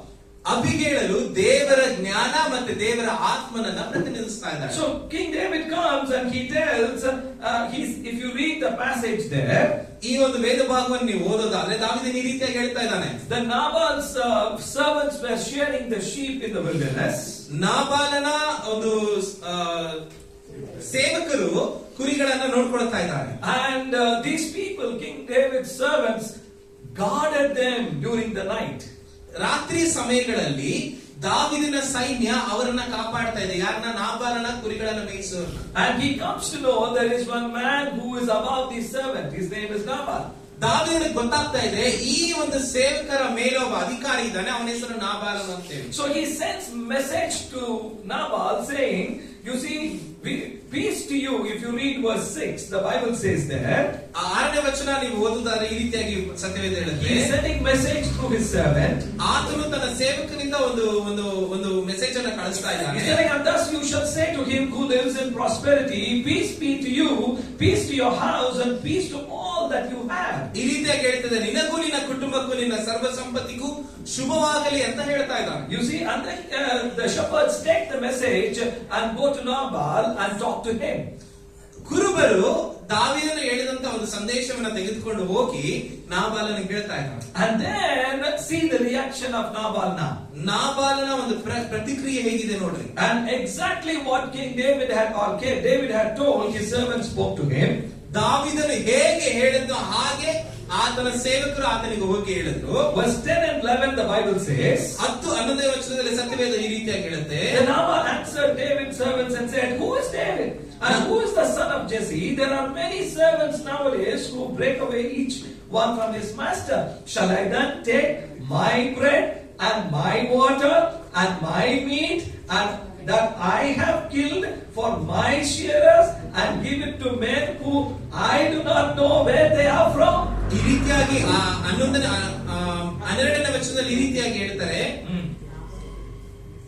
Okay, 9ನೇ ವಚನದಿಂದ ಓದಿದ್ರೆ, ದಾವೀದನ ಸೇವಕರು ಹೋಗಿ ಅವನ ಹೆಸರಿನಲ್ಲಿ ಈ ಮಾತುಗಳನ್ನೆಲ್ಲ ನಾಬಾಲನಿಗೆ ತಿಳಿಸಿ ಉತ್ತರ ಕಾಯುತ್ತಿರಲು ನಾಬಾಲನು ಅವರಿಗೆ, ದಾವೀದನಾರು, ಇಷಾಯನ ಮಗನಾರು, ಯಜಮಾನನನ್ನು ಬಿಟ್ಟು ಓದಿ ಹೋದ ಸೇವಕರು ಈಗಿನ ಕಾಲದಲ್ಲಿ ಎಷ್ಟು ಮಂದಿ ಇಲ್ಲ. ಉಣ್ಣೆ ಕತ್ತಿಸುವಿಗೋಸ್ಕರ ನಾನು ಸಿದ್ಧ ಮಾಡಿಸಿದ ಮಾಂಸವನ್ನು ಆಹಾರ ಪದಾರ್ಥಗಳನ್ನು ಎತ್ತಿ ಎಲ್ಲಿಂದಲೋ ಬಂದವರಿಗೆ ಕೊಡಬೇಕೋ ಎಂದು ಉತ್ತರ ಕೊಟ್ಟರು. Okay, in English it's part by part. English ಅಲ್ಲಿ ಅದು ಒಂದೊಂದು ಭಾಗವಾಗಿ ಬರೆಯಲ್ಪಟ್ಟಿದೆ. Jagdish will say according to what is written in English. ಆ ಇಂಗ್ಲಿಷ್ ಏನ್ ಹೇಳುತ್ತಾ ಆ ರೀತಿಯಾಗಿ ನಾನು ಹೇಳ್ತೀನಿ. Okay, here it's written in verse 11. 11ನೇ ವಚನದಲ್ಲಿ, shall I then take my bread ನಾನು ನನ್ನ ರೊಟ್ಟಿಯನ್ನ ತೆಗೆದುಕೊಳ್ಬೇಕಾ, and my water ನನಗಿರುವಂತ ನೀರನ್ನ ತೆಗೆದುಕೊಳ್ಬೇಕಾ, and my meat ನನಗಿರುವಂತ ಮಾಂಸವನ್ನ ತೆಗೆದುಕೊಳ್ಬೇಕಾ, I have killed ನಾನು ಬೇಟೆಯಾಡಿರುವಂತ ಅಥವಾ ನಾನು ಸಾಯಿಸಿರುವಂತ ಮಾಂಸ, my shearers, ನನ್ನ ಕುಟುಂಬದವರಿಗಾಗಿ ನನ್ನ ಸೇವಕರಿಗಾಗಿ, and then should I give it to whom I do not know? ನಾನು ನನಗೆ ಗೊತ್ತಿಲ್ಲದಿರುವಂತ ವ್ಯಕ್ತಿಗೆ ಅದನ್ನ ನಾನು ಕೊಡ್ಬೇಕಾ ಅಂತ ಕೇಳ್ತಾ ಇದ್ದಾನೆ. Now what is happening with Nabal? ನಾಬಾಲನಿಗೆ ಏನ್ ನಡೀತಾ ಇದೆ? He is reacting to what the servants have brought message. ಸೇವಕರು ತನ್ನಂತ ಸಂದೇಶಕ್ಕೆ ಆತನ ಪ್ರತಿಕ್ರಿಯೆಯನ್ನು ಕೊಡ್ತಾ ಇದ್ದಾನೆ. They brought a message of peace to Nabal. ನಾಬಾಲನಿಗೆ ಅವರು ಸಮಾಧಾನದ ಸಂದೇಶವನ್ನು ತೆಗೆದುಕೊಂಡು ಬಂದ್ರು. But the reaction of Nabal is not from a good heart, not from the spirit, but from his flesh and his carnality. ಇಲ್ಲಿ ಅವರು ಸಮಾಧಾನದ ಸಂದೇಶವನ್ನು ತೆಗೆದುಕೊಂಡು ಬಂದಾಗ ನಾಬಾಲನ ಅವರಿಗೆ ಪ್ರತಿಕ್ರಿಯಿಸುತ್ತಿರುವಂತ ರೀತಿ ತನ್ನ ಮಾನಸಿಕವಾಗಿ ಲೌಕಿಕವಾಗಿ ಆತನ ಯೋಚನೆ ಮಾಡಿ ಪ್ರತಿಕ್ರಿಯಿಸ್ತಾ ಇದ್ದಾನೆ. And in that verse, in verse 11 alone, at least 6 to 7 times he says, I, mine. ಇಲ್ಲಿ 11ನೇ ವಚನ 12ನೇ ವಚನ ಗಮನಿಸಿ ನೋಡೋದಾದ್ರೆ 6ರಿಂದ 7 ಸರಿ ನಾನು, ನನ್ನದು ಅಂತ ಅವನು ಹೇಳ್ತಾ ಇದ್ದಾನೆ. You see, he is so filled with self. ಆತನು ವೈಯಕ್ತಿಕವಾಗಿ ಆ ಒಂದು ಇದರಲ್ಲಿ ತನ್ನಂತ ತುಂಬಿಸ್ಕೊಂಡ್ಬಿಟ್ಟಿದ್ದಾನೆ. He is fully selfish to himself. ಆತನು ತುಂಬಾ ಸೆಲ್ಫಿಶ್ ಆಗಿ ಕಾಣಿಸ್ಕೊಳ್ತಾ ಇದ್ದಾನೆ. Nothing, no heart for others. ಬೇರೆಯವರಿಗೆ ಯಾವುದೇ ರೀತಿಯಾದ ಹೃದಯ ಇಲ್ಲ ಅವನಿಗೆ. Not only that, ಅದು ಮಾತ್ರ ಅಲ್ಲ, he is full of arrogance. ಆತನು ದುಷ್ಕೃತ್ಯದಲ್ಲಿ ತನ್ನ ತಾನು ತೊಡಗಿಸ್ಕೊಳ್ತಾ ಇದ್ದಾನೆ. 10 and 11 shows arrogance and pride. ಅಲ್ಲಿ ಅವನು ಗರ್ವವನ್ನ ತೋರಿಸ್ಕೊಳ್ತಾ ಇದ್ದಾನೆ. You know, if you read the Old Testament in Isaiah 14 talking about Satan told at least 5 times I when he fell from the presence of God. ಯೆಶಾಯ ಪ್ರವಾದನೆ ಗ್ರಂಥ 14ನೇ ನೋಡೋದಾದ್ರೆ ಸೈತಾನನು ಕೂಡ ಒಂದು 5 ರಿಂದ 6 ಸರಿ ನಾನು ಅಂತ ಹೇಳಿ ಪರಲೋಕದಿಂದ ಬಿದ್ದಲ್ಪಟ್ಟದನ್ನ ನಾವು ನೋಡ್ತಾ ಇದ್ದೇವೆ. Not only he was arrogant, ಆತನು ಬರೀ ಗರ್ವವಾಗಿರಲಿಲ್ಲ, he had no knowledge of what was happening around. He had no knowledge of what was happening around. ಆತನಿಗೆ ತನ್ನ ಸುತ್ತಮುತ್ತಲು ಏನ್ ನಡೀತಾ ಇದೆ ಅನ್ನೋದು ಗೊತ್ತಿಲ್ಲ. No knowledge at all of what God is doing. ಅಲ್ಲಿ ದೇವರು ಏನ್ ಮಾಡ್ತಾ ಇದ್ದಾನೆ ಅನ್ನೋದು ಕೂಡ ಅವನಿಗೆ ಗೊತ್ತಿಲ್ಲ. He was only worried. He was only thinking of himself. ಆತನು ಬರೀ ತನ್ನ ಕುರಿತಾಗಿ ಯೋಚನೆ ಮಾಡ್ತಾ ಇದ್ದಾನೆ and his things. ಆತನ ಕಾರ್ಯಗಳ ಕುರಿತಾಗಿ ಮಾತ್ರ ಯೋಚನೆ ಮಾಡ್ತಾ ಇದ್ದಾನೆ. No heart for others. ಬೇರೆಯವರಿಗೆ ಯಾವುದೇ ರೀತಿಯಾದ ಹೃದಯ ಅವನಿಗಿಲ್ಲ. What does it show? ಅದು ಏನನ್ನ ತೋರಿಸ್ತದೆ ನಮಗೆ? Jesus comes with message of peace to us. ಯೇಸು ಕ್ರಿಸ್ತನು ನಮಗೆ ಸಮಾಧಾನದ ಸಂದೇಶವನ್ನು ತೆಗೆದುಕೊಂಡು ಬಂದನು. Like how David did to Nabal. ದಾವೀದನಿಗೆ ನಾಬಾಲನು ಮಾಡಿದ ಹಾಗೇನೆ. How are we? ನಾವು ಹೇಗಿದ್ದೇವೆ? We were like Nabal. ನಾವು ನಾಬಾಲನ ಹಾಗಿದ್ದೇವೆ. But Jesus came and touched our spirit and made us new. ಯೇಸು ಕ್ರಿಸ್ತನು ಬಂದು ನಮ್ಮ ಆತ್ಮವನ್ನ ಮುಟ್ಟಿ ನಮ್ಮನ್ನ ನೂತನರಾಗಿ ಮಾರ್ಪಡಿಸಿದನು. How are we living our life today? ಇವತ್ತು ನಾವು ಆ ರೀತಿ ಹೊಂದಿಕೊಂಡಂತ ಜೀವಿತವನ್ನ ಹೇಗೆ ಜೀವಿಸ್ತಾ ಇದ್ದೀವಿ? Jesus has brought peace to our life. ಯೇಸು ಕ್ರಿಸ್ತನು ನಮ್ಮ ಜೀವನದಲ್ಲಿ ಸಮಾಧಾನವನ್ನು ತೆಗೆದುಕೊಂಡು ಬಂದ. Are we living in peace? Are we living in pieces? ನಾವು ಸಮಾಧಾನವಾಗಿ ಜೀವನ ಮಾಡ್ತಾ ಇದ್ದೀವಿ ಅಥವಾ ತುಂಡುಗಳಾಗಿ ಜೀವನ ಮಾಡ್ತಾ ಇದ್ದೀವಿ? I have no idea how we are living our life. ನನಗೆ ಗೊತ್ತಿಲ್ಲ ನಾವು ಯಾವ ರೀತಿಯಾಗಿ ಜೀವನ ಮಾಡ್ತಾ ಇದ್ದೀವಿ ಅಂತ. The peace that comes from God has to resonate in all the areas of our life. ಯೇಸು ಕ್ರಿಸ್ತನ ಬಂದಂತ ಸಮಾಧಾನ ನಮ್ಮ ಜೀವಿತದ ಎಲ್ಲ ಕಾರ್ಯಗಳಲ್ಲಿ ತೋರ್ಪಡಿಸಬೇಕು. Amen. Amen. Our reaction to God or action to God or answer to God should be, Lord, I am so joyful that you have come into my life. ಯೇಸು ಕ್ರಿಸ್ತನು ನಮ್ಮಲ್ಲಿ ಬಂದು ನಮಗೆ ಸಮಾಧಾನ ತಂದದ್ದ ನಮ್ಮ ಪ್ರತಿಕ್ರಿಯೆ, ನಮ್ಮ ಉತ್ತರ, ದೇವರೇ ನಾನು ನಿನ್ನನ್ನ ಪ್ರೀತಿಸ್ತೇನೆ, ನಾನು ನಿನ್ನ ಸಮಾಧಾನವನ್ನು ತೆಗೆದುಕೊಳ್ತೇನೆ ಅಂತ ಇರಬೇಕು. You see, this Nabal had absolutely no heart even to probe into that servants to ask more about details. ಇಲ್ಲಿ ನಾಬಾಲನಿಗೆ ಆ ಸೇವಕರು ತೆಗೆದುಕೊಂಡು ಬಂದಂತ ವಿಷಯವನ್ನ ಕೇಳಿಸಿಕೊಂಡು ಅದರ ಬಗ್ಗೆ ಇನ್ನೂ ಹೆಚ್ಚಾಗಿ ತಿಳ್ಕೊಳ್ಳಿಕ್ಕೆ ಅವನಿಗೆ ಮನಸ್ಸೇ ಇಲ್ಲ. No heart. ಮನಸ್ಸೇ ಇಲ್ಲ ಅವನಿಗೆ. You see, when we want to help people, ನಾವು ಯಾರಿಗಾದ್ರೂ ಸಹಾಯ ಮಾಡಬೇಕಾದ್ರೆ we want to know details more. How you have to understand what I am saying? Do we ask for details? ನಾವು ಯಾರಿಗಾದ್ರೂ ಸಹಾಯ ಮಾಡಬೇಕಾದ್ರೆ ಅವರ ಕುರಿತಾಗಿ ಅನೇಕ ವಿಷಯಗಳನ್ನ ನಾವು ಮೊದಲು ತಿಳ್ಕೊಳ್ತೀವಿ. ನಿಮಗೆ ಅರ್ಥ ಆಗ್ತಾ ಇದೆಯಾ? Talk to me, please. ಮಾತಾಡಿ. Am I looking so bad that you don't want to talk to me?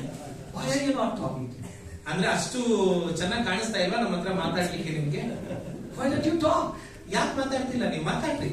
You see, Nabal, the character of Nabal in many of us today.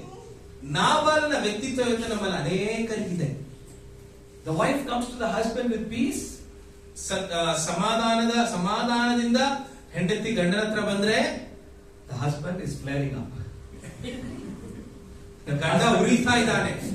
The same way when the husband comes with peace to the wife is flaring up. ಗಂಡ ಸಮಾಧಾನದಿಂದ ಹೆಂಡತಿ ಹತ್ರ ಬಂದ್ರೆ ಹೆಂಡತಿ ಉರಿತಾ ಇದ್ದಾಳೆ. Nabal's character. ನಾಬಾಲನ ವ್ಯಕ್ತಿತ್ವ. When somebody has come in peace, why do we want to flare up? ಯಾರಾದ್ರೂ ಒಬ್ರು ನಮ್ಮ ಹತ್ರ ಸಮಾಧಾನದಿಂದ ಬಂದ್ರೆ ನಾವ್ ಯಾಕೆ ಅವ್ರಿಗೆ ಉರಿಯುವ ರೀತಿ ತೋರಿಸ್ಕೊಳ್ಬೇಕು? What kind of character are we showing? ನಾವು ಯಾವ ರೀತಿಯಾದ ವ್ಯಕ್ತಿತ್ವವನ್ನು ಹೊರಪಡಿಸ್ತಾ ಇದ್ದೀವಿ? Do we even have a mild voice to even talk to people, to our own family people? ನಮ್ಮ ಕುಟುಂಬದವರಿಗೆ, ನಮ್ಮ ಜನರಿಗೆ ನಾವು ಸಮಾಧಾನವಾಗಿ ಮಾತಾಡುವಂತ ಮನಸ್ಥಿತಿ ನಮ್ಮಲ್ಲಿದೆಯಾ? ಸ್ವರ ನಮ್ಮಲ್ಲಿದೆಯಾ? Or is it always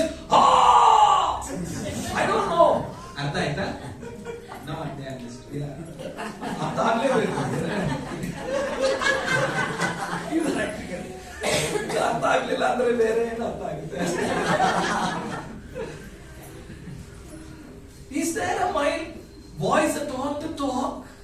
ನಮ್ಗೆ ಸಮಾಧಾನವಾಗಿ ಮಾತಾಡುವಂತ ಸ್ವರ ಮನಸ್ಸು ನಮ್ಗಿದೆಯಾ? Even when the other person is talking loudly or very very harshly, do we have the calmness of Jesus? Talk to them in a mild voice. ಯಾರಾದ್ರೂ ನಮ್ಮ ಹತ್ರ ಬಂದು ಶಬ್ದವನ್ನ ಜೋರಾಗಿ ನಮ್ಗೆ ಜೋರಾಗಿ ಮಾತಾಡುವಾಗ ಯೇಸು ಕ್ರಿಸ್ತನ ಮನಸ್ಸಿದೆಯಾ ನಮಗೆ ನಾವು ಮೆತ್ತಗೆ ಮಾತಾಡ್ಲಿಕ್ಕೆ? If it is not there, ಆ ರೀತಿಯಾಗಿ ಇಲ್ಲ ಅಂದ್ರೆ then we are not resting in Jesus. ನಾವು ಯೇಸು ಕ್ರಿಸ್ತನಲ್ಲಿ ನೆಲೆಗೊಂಡಿಲ್ಲ ಅಂತ ಅರ್ಥ.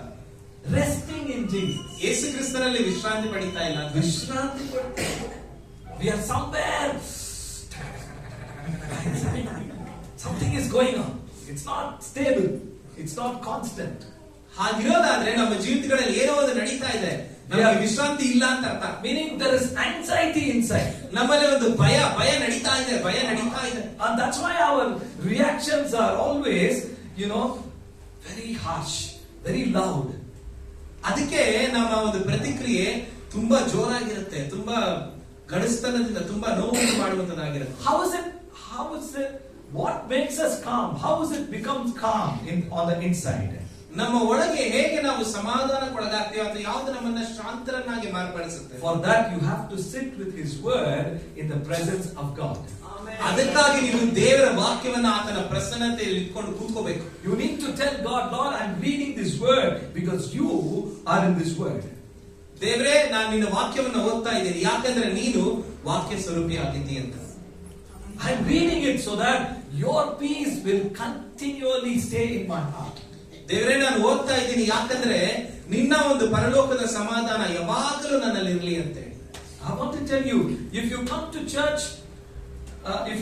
church once in a week and don't care about the word of God, ನೀವು ಬರೀ ಸಭೆಗೆ ವಾರಕ್ಕೊಂದು ಸಾರಿ ಬಂದು ದೇವರ ವಾಕ್ಯದ ಬಗ್ಗೆ ಗಮನ ಹರಿಸಲಿಲ್ಲ ಅಂದ್ರೆ the devil will fool you in your life. ನಿಮ್ಮ ಜೀವಿತಗಳಲ್ಲಿ ಸೈತಾನ್ ನಿಮ್ಮನ್ನ ಊದು ಬಿಡ್ತಾನೆ. He doesn't have to even talk. He doesn't have to send any kind of test. He doesn't have to do anything. He will just fool and you will be gone. ಸೈತಾನನು ನಿಮ್ಗೆ ಯಾವ ಶೋಧನೆಯನ್ನು ಕೊಡಲ್ಲ, ಯಾರನ್ನು ಕಳಿಸಲ್ಲ, ಏನು ಮಾಡಲ್ಲ, ನಿಮ್ಮನ್ನ ಹೂ ಅಂತ ಊದ್ ಬಿಡ್ತಾನೆ ಅಷ್ಟೇ ನಿಮ್ ಬಲ. When he does that, you will be automatically in the world. ಆತನು ಹಾಗೆ ಮಾಡಿದ ತಕ್ಷಣ ನೀವು ಲೋಕದವರಾಗ್ಬಿಡ್ತೀರಾ. Yeah. Is it going inside? ಹೋಗ್ತಾ ಇದೆಯಾ ಒಳಗೆ?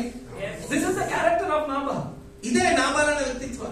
When he continues to be in that carnality without thinking of who God is, what is happening, what God is doing, that's what will happen to us also. ಇಲ್ಲಿ ನಾವು ನೋಡ್ತೇವೆ, ಅವನು ದೇವರ ಬಗ್ಗೆ ಯೋಚನೆ ಮಾಡದೆ ಲೌಕಿಕವಾಗಿ ಮಾನುಷಿಕವಾಗಿ ಆತನ ಯೋಚನೆ ಮಾಡ್ತಾ ಲೋಕದ ಕಾರ್ಯಗಳನ್ನ ಮಾಡ್ತಾ ಇದ್ದಾಗ ನಾಬಾಲನ ರೀತಿ ಇರ್ತೀವಿ. We also, many of us have no knowledge of what God is doing in the present time. ನಮ್ಗೆ ಅನೇಕರಿಗೆ ಗೊತ್ತಿಲ್ಲ ದೇವರು ಪ್ರಸ್ತುತ ಸಮಯಗಳಲ್ಲಿ ದೇವರು ಏನ್ ಮಾಡ್ತಾ ಇದ್ದಾನೆ ಅಂತ. I don't know how many of you think that this book is a book of history. Yeah, it is a book of history. ನೀವು ಎಷ್ಟು ಅನ್ಕೊಂಡಿದ್ದೀರಾ ದೇವರ ವಾಕ್ಯ ಸತ್ಯವೇದ ಒಂದು ಇತಿಹಾಸದ ಪುಸ್ತಕ ಅಂತೇಳಿ? But it's not only a history book. ಅದು ಬರೀ ಇತಿಹಾಸದ ಪುಸ್ತಕ ಮಾತ್ರ ಅಲ್ಲ, It is a prophetic history book. ಅದು ಒಂದು ಪ್ರವಾದನಾತ್ಮಕವಾದ ಇತಿಹಾಸಿಕ ಪುಸ್ತಕ. When God writes a book and puts it in your hands, He's not going to give you like how the man gives a history book. ದೇವರು ತಾನು ಬರೆದು ಕೊಟ್ಟಂತ ಒಂದು ದೇವರ ಪುಸ್ತಕ ನಿಮ್ ಕೈಯಲ್ಲಿ ಇರ್ಬೇಕಾದ್ರೆ ಲೌಕಿಕವಾದ ವ್ಯಕ್ತಿಗಳು ಬರೆಯುವಂತ ಇತಿಹಾಸದ ಪುಸ್ತಕವಾಗಿ ಅದಿರೋದಿಲ್ಲ. I want to tell you the biggest difference between the history book in the world and this book, there is one big difference. ಈ ಲೋಕದಲ್ಲಿರುವಂತ ಇತಿಹಾಸ ಪುಸ್ತಕಗಳಿಗೂ ನಮ್ಮ ಕೈಯಲ್ಲಿರುವಂತ ಈ ಪುಸ್ತಕಕ್ಕೂ ಒಂದೇ ಒಂದು ವ್ಯತ್ಯಾಸ ಇದೆ. All that is written in the world in the history book, those kings are dead. In our Bible, this is the book of prophetic history. Our king is alive. ಲೌಕಿಕವಾಗಿರುವಂತ ಎಲ್ಲ ಇತಿಹಾಸ ಪುಸ್ತಕದಲ್ಲಿರುವಂತ ರಾಜರು ಸತ್ತೋಗಿದ್ದಾರೆ, ಆದ್ರೆ ನಮ್ಮ ಇತಿಹಾಸ ಪುಸ್ತಕದಲ್ಲಿರುವಂತ ರಾಜ ಇನ್ನೂ ಜೀವಿಸ್ತಾ ಇದ್ದಾನೆ. He is the soon and coming king. ಆತನು ತಿರುಗಾ ಪುನಃ ಬರುವಂತ ರಾಜನಾಗಿದ್ದಾನೆ. He is not coming for everyone. ಆತನು ಎಲ್ಲರಿಗೋಸ್ಕರ ಬರ್ತಾ ಇಲ್ಲ. I didn't say that. The Bible says. ನಾವ್ ಹೇಳ್ತಾ ಇಲ್ಲ, ಸತ್ಯವೇದ ಹೇಳ್ತಾ ಇದೆ. Oh yeah, he is coming. Biryani time. Yeah. ಆತನು ಬರ್ತಾ ಇದ್ದಾನೆ, ಹೌದು, ಬಿರಿಯಾನಿ ಮಾಡಬೇಕು. All biryani season.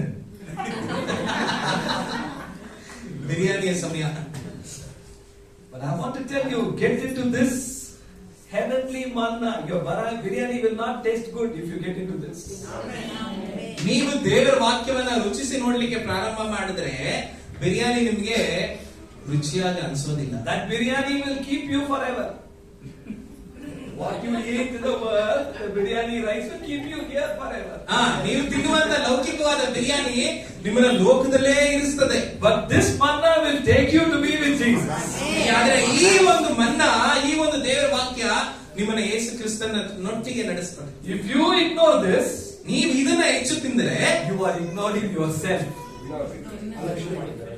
If you ignore this, ನೀವು ದೇವರ ವಾಕ್ಯವನ್ನ ಅಲಕ್ಷ್ಯ ಮಾಡಿದ್ರೆ you are ignoring yourself. ನಿಮ್ಮನ್ನ ನೀವು ಅಲಕ್ಷ್ಯ ಮಾಡದಂತೆ. Not God. ದೇವರನ್ನ ಅಲಕ್ಷ್ಯ ಮಾಡದಂಗಲ್ಲ. No, it's not God who is ignoring you. He has given the word in your hand. You have ignored it, my dear brother, my dear sister. ದೇವರು ನಿಮ್ಮನ್ನ ignore ಮಾಡ್ತಾ ಇಲ್ಲ, ಬದಲಾಗಿ ನೀವು ದೇವರ ವಾಕ್ಯವನ್ನ ಓದದೇ ಇರೋದ್ರಿಂದ ನಿಮ್ಮನ್ನ ನೀವು ನಿರ್ಲಕ್ಷ್ಯ ಮಾಡ್ಕೊಳ್ತಾ ಇದ್ದೀರಿ. Some of us don't want to even bring a Bible to the church. ನಮ್ಮಲ್ಲಿ ಅನೇಕರು ಸತ್ಯವೇದವನ್ನ ಸಭೆಗೆ ತೆಗೆದುಕೊಂಡು ಬರಕ್ಕೂ ಕಷ್ಟ. Anyway, that's up to you. ಅದು ನಿಮಗೆ ಸಂಬಂಧಪಟ್ಟಿದೆ. If I get into that, another half an hour will go. ನಾನು ಅದ್ರ ಬಗ್ಗೆ ಮಾತಾಡಕ್ಕೆ ಇನ್ನೊಂದು ಅರ್ಧ ಗಂಟೆ ಹೋಗ್ಬಿಡುತ್ತೆ. But Nabal was a carnal person. ನಾಬಾಲನು ಲೌಕಿಕವಾದ ವ್ಯಕ್ತಿ ಆಗಿದ್ದ. You know, his own people knew him. ಆತನ ಅದರೊಟ್ಟಿಗಿದ್ದಂತ ಜನರಿಗೆ ಆತನ ಬಗ್ಗೆ ಗೊತ್ತಿತ್ತು. What did his servant tell? ಆತನ ಬಗ್ಗೆ ಆತನ ಸೇವಕರು ಯಾರು ಏನ್ ಹೇಳ್ತಾ ಇದ್ದಾರೆ? If you read in verse 17, 17ನೇ ವಚನ ನೀವು ಓದಿದ್ರೆ, now therefore know and consider what you will do, for harm is determined against our master and against all his household, for he is such a scoundrel that one cannot speak to him. ಇಲ್ಲಿ ದೇವರ ವಾಕ್ಯ ಹೇಳುತ್ತದೆ, 17ನೇ ವಚನ, ಹೀಗೆ ಮಾಡಬೇಕಾದದನ್ನು ನಾವೇ ಆಲೋಚಿಸಿ ಗೊತ್ತು ಮಾಡು, ನಮ್ಮ ಯಜಮಾನನಿಗೂ ಅವನ ಕುಟುಂಬದವರೆಲ್ಲರಿಗೂ ಕೇಡು ಹತ್ತಿರವಾಗಿದೆ. ಮೂರ್ಖನಾದ ಅವನೊಟ್ಟಿಗೆ ಮಾತನಾಡುವ ಸಾಧ್ಯ ಎಂದು ಹೇಳಿದನು. Listen to me carefully. When somebody is filled with self, ಒಬ್ಬ ವ್ಯಕ್ತಿ ಸ್ವಾರ್ಥತೆಯಿಂದ ತುಂಬಿರುವಾಗ they will not listen to anyone. ಅವರು ಯಾರಿಗೂ ಕೇಳಿಸಿಕೊಳ್ಳೋದಿಲ್ಲ. Their ears are not there to hear at all. ಅವರ ಕಿವಿಗಳು ಕೇಳಿಸಿಕೊಳ್ಳಿಕ್ಕೆ ಸಿದ್ಧವಾಗಿ ಇರಲ್ಲ. They will only do what they want to do. ಅವ್ರಿಗೆ ಏನು ಬೇಕೋ ಅದನ್ನೇ ಅವ್ರು ಮಾಡ್ತಾರೆ. Now here comes the servant, ಇಲ್ಲಿ ಒಬ್ಬ ಸೇವಕನು ಬರ್ತಾ ಇದ್ದಾನೆ, and comes to Abigail and tells all that what has happened. ಇಲ್ಲಿ ಅಬಿಗೇಲಳಿಗೆ ಆದಂತ ಎಲ್ಲ ವಿಷಯಗಳನ್ನು ಒಬ್ಬ ಸೇವಕನು ಬಂದು ಹೇಳ್ತಾ ಇದ್ದಾನೆ. And when Abigail hears it, ಅಬಿಗೇಲಳು ಅದನ್ನು ಕೇಳಿಸಿಕೊಂಡ ತಕ್ಷಣ, that is one side of the scene. ಅದು ಒಂದು ಕಡೆ ನಡೆಯುವಂತ ಒಂದು ಕಾರ್ಯ. The message has gone to David. ಒಂದು ಸಂದೇಶ ದಾವೀದನಿಗೆ ಹೋಗ್ತಾ ಇದೆ. That is, Nabal is not ready to help us. ನಾಬಾಲನು ನಮಗೆ ಸಹಾಯ ಮಾಡಲಿಕ್ಕೆ ಸಿದ್ಧವಾಗಿಲ್ಲ. David has already commanded 400 army and people are ready. Sword has taken out and they are coming there to finish Nabal and everything that he has. ಅಲ್ಲಿ ದಾವೀದನು 400 ಜನ ಸೈನ್ಯದವರು ಹೇಳ್ಬಿಟ್ಟಿದ್ದಾರೆ, ಅವರು ಕತ್ತಿ ಹಿಡ್ಕೊಂಡು ಸಿದ್ಧವಾಗಿದ್ದಾರೆ. ದಾವೀದನು ಹೇಳಿದ್ರೆ ನಾಬಾಲನ ಹೋಗಿ ಅವನನ್ನು ಅವನಿಗಿದ್ದಂತ ಎಲ್ಲವನ್ನ ನಾಶ ಮಾಡಿಬಿಡ್ತಾರೆ. Listen to me carefully. ಕೇಳಿಸ್ಕೊಳ್ರಿ, When carnality and flesh works, what we will get is sword, nothing else. ನಾವು ಲೌಕಿಕವಾಗಿ ಮಾನಸಿಕವಾಗಿ ಯೋಚನೆ ಮಾಡುವಾಗ ನಮಗೆ ಸಿಗುವಂತದ್ದು ಬರೀ ಖಡ್ಗ ಮಾತ್ರನೇ. I know we started laughingly, now it became very serious. ನಾವು ನಗ್ತಾ ಶುರು ಮಾಡಿದ್ವಿ, ಇವಾಗ ಒಂದು ಸ್ವಲ್ಪ ಸೀರಿಯಸ್ ಆಗ್ತಾ ಇದೆಯಲ್ಲ. Heat is on. ಈಗ ಬಿಸಿ ಶುರುವಾಗ್ತಾ ಇದೆ. Okay. What is written here? ಏನ್ ಹೇಳಲ್ಪಟ್ಟಿದೆ? Verse 18. 18ನೇ ವಚನ. What kind of a woman Abigail was? ಅಬಿಗೇಲಳು ಯಾವ ರೀತಿಯಾದ ಒಂದು ಸ್ತ್ರೀ ಆಗಿದ್ದಳು? She was of good understanding. Everybody said good understanding. ಆಕೆಯು ಬುದ್ಧಿವಂತಳಾಗಿದ್ದಳು. ಎಲ್ಲರೂ ಹೇಳ್ರಿ, Good understanding. ಆಕೆ ಬುದ್ಧಿವಂತಳಾಗಿದ್ದಳು. Telling everyone is telling. Good understanding. Not bad understanding. Good understanding. ಆಕೆ ಬುದ್ಧಿವಂತಳಾಗಿದ್ದಳು. Now, if you turn to Proverbs 9 and verse 10, keep one finger here. We are coming ಜ್ಞಾನೋಕ್ತಿ back. 9ನೇ ಅಧ್ಯಾಯ 10ನೇ ವಚನ ಯಾರಾದ್ರೂ ಓದ್ರಿ. Proverbs 9 and verse 10. We'll come back. So we'll come back to Samuel. I want to just. ಯೆಹೋವನ ಭಯವೇ ಜ್ಞಾನಕ್ಕೆ ಮೂಲವು, Yes. ಪರಿಶುದ್ಧನ ತಿಳುವಳಿಕೆಯು ವಿವೇಕವು. Yes. And in English it says, the fear of the Lord is the beginning of wisdom, and the knowledge of the Holy One is understanding. ದೇವರ ವಾಕ್ಯ ಹೇಳುತ್ತೆ, ಯೆಹೋವನ ಭಯವೇ ಜ್ಞಾನಕ್ಕೆ ಮೂಲವು, ಪರಿಶುದ್ಧನ ತಿಳುವಳಿಕೆ ವಿವೇಕವು ಅಂತ. Yes, so if the Bible says she is of good understanding, which means according to this verse, she knew God very well. ಆಕೆ ಬುದ್ಧಿವಂತಳಾಗಿದ್ದಳು ಅಂತ ದೇವವಾಕ್ಯ ಹೇಳಬೇಕಾದ್ರೆ ನಾವು ಅರ್ಥ ಮಾಡ್ಕೊಳ್ಬೇಕು, ಆಕೆ ದೇವರು ಯಾರಂತ ಅರ್ಥ ಮಾಡ್ಕೊಂಡಿದ್ದಳು ಅಂತ. Amen. Amen. She had a good understanding of who God is. ಆಕೆಗೆ ಗೊತ್ತಿತ್ತು ದೇವರು ಯಾರಾಗಿದ್ದಾರೆ ಅಂತ ಅವಳು ಚೆನ್ನಾಗಿ ಅರ್ಥ ಮಾಡ್ಕೊಂಡಿದ್ದಳು. She possessed God in her life. ಆಕೆ ತನ್ನ ಜೀವಿತದಲ್ಲಿ ದೇವರನ್ನ ಧರಿಸಿಕೊಂಡಿದ್ದಳು. If you turn to Proverbs 19 verse 8, ಜ್ಞಾನೋಕ್ತಿ 19ನೇ ಅಧ್ಯಾಯ 8ನೇ ವಚನಕ್ಕೆ ನಮ್ಮ ಸತ್ಯವೇದಗಳನ್ನು ತಿರುಗಿಸೋಣ. the Bible says, ಸತ್ಯವೇದ ಹೇಳುತ್ತೆ, he who gets wisdom loves his own soul. ಬುದ್ಧಿಯನ್ನು ಸಂಪಾದಿಸುವವನು ತನಗೆ ತಾನೇ ಮಿತ್ರನು. He who keeps understanding will find good. ಕಾಪಾಡುವನು ಮೇಲನ್ನು ಪಡೆಯುವನು. Yes.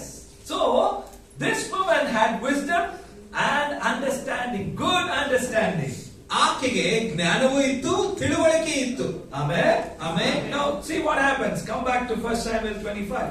1 ಸಮುವೇಲ 25ನೇ ತಿರುಗಿಸಿಕೊಂಡು Satyaveda. As soon as the servant told Abigail about all the calamity which was going to come, ಅಬಿಗೇಲನಿಗೆ ಸೇವಕನು ಬಂದು ನಡೀತಿರುವಂತ ಎಲ್ಲ ಕಾರ್ಯಗಳ ಬಗ್ಗೆ ಹೇಳಿದಾಗ, Abigail in verse 18, the Bible says, 1 Samuel 25:18, then Abigail made haste and took 200 loaves of bread, 2 skins of wine, 5 sheep of already dressed, 5 seahs of roasted grain, 100 clusters of raisins, and 200 cakes of figs, and loaded them on the donkeys.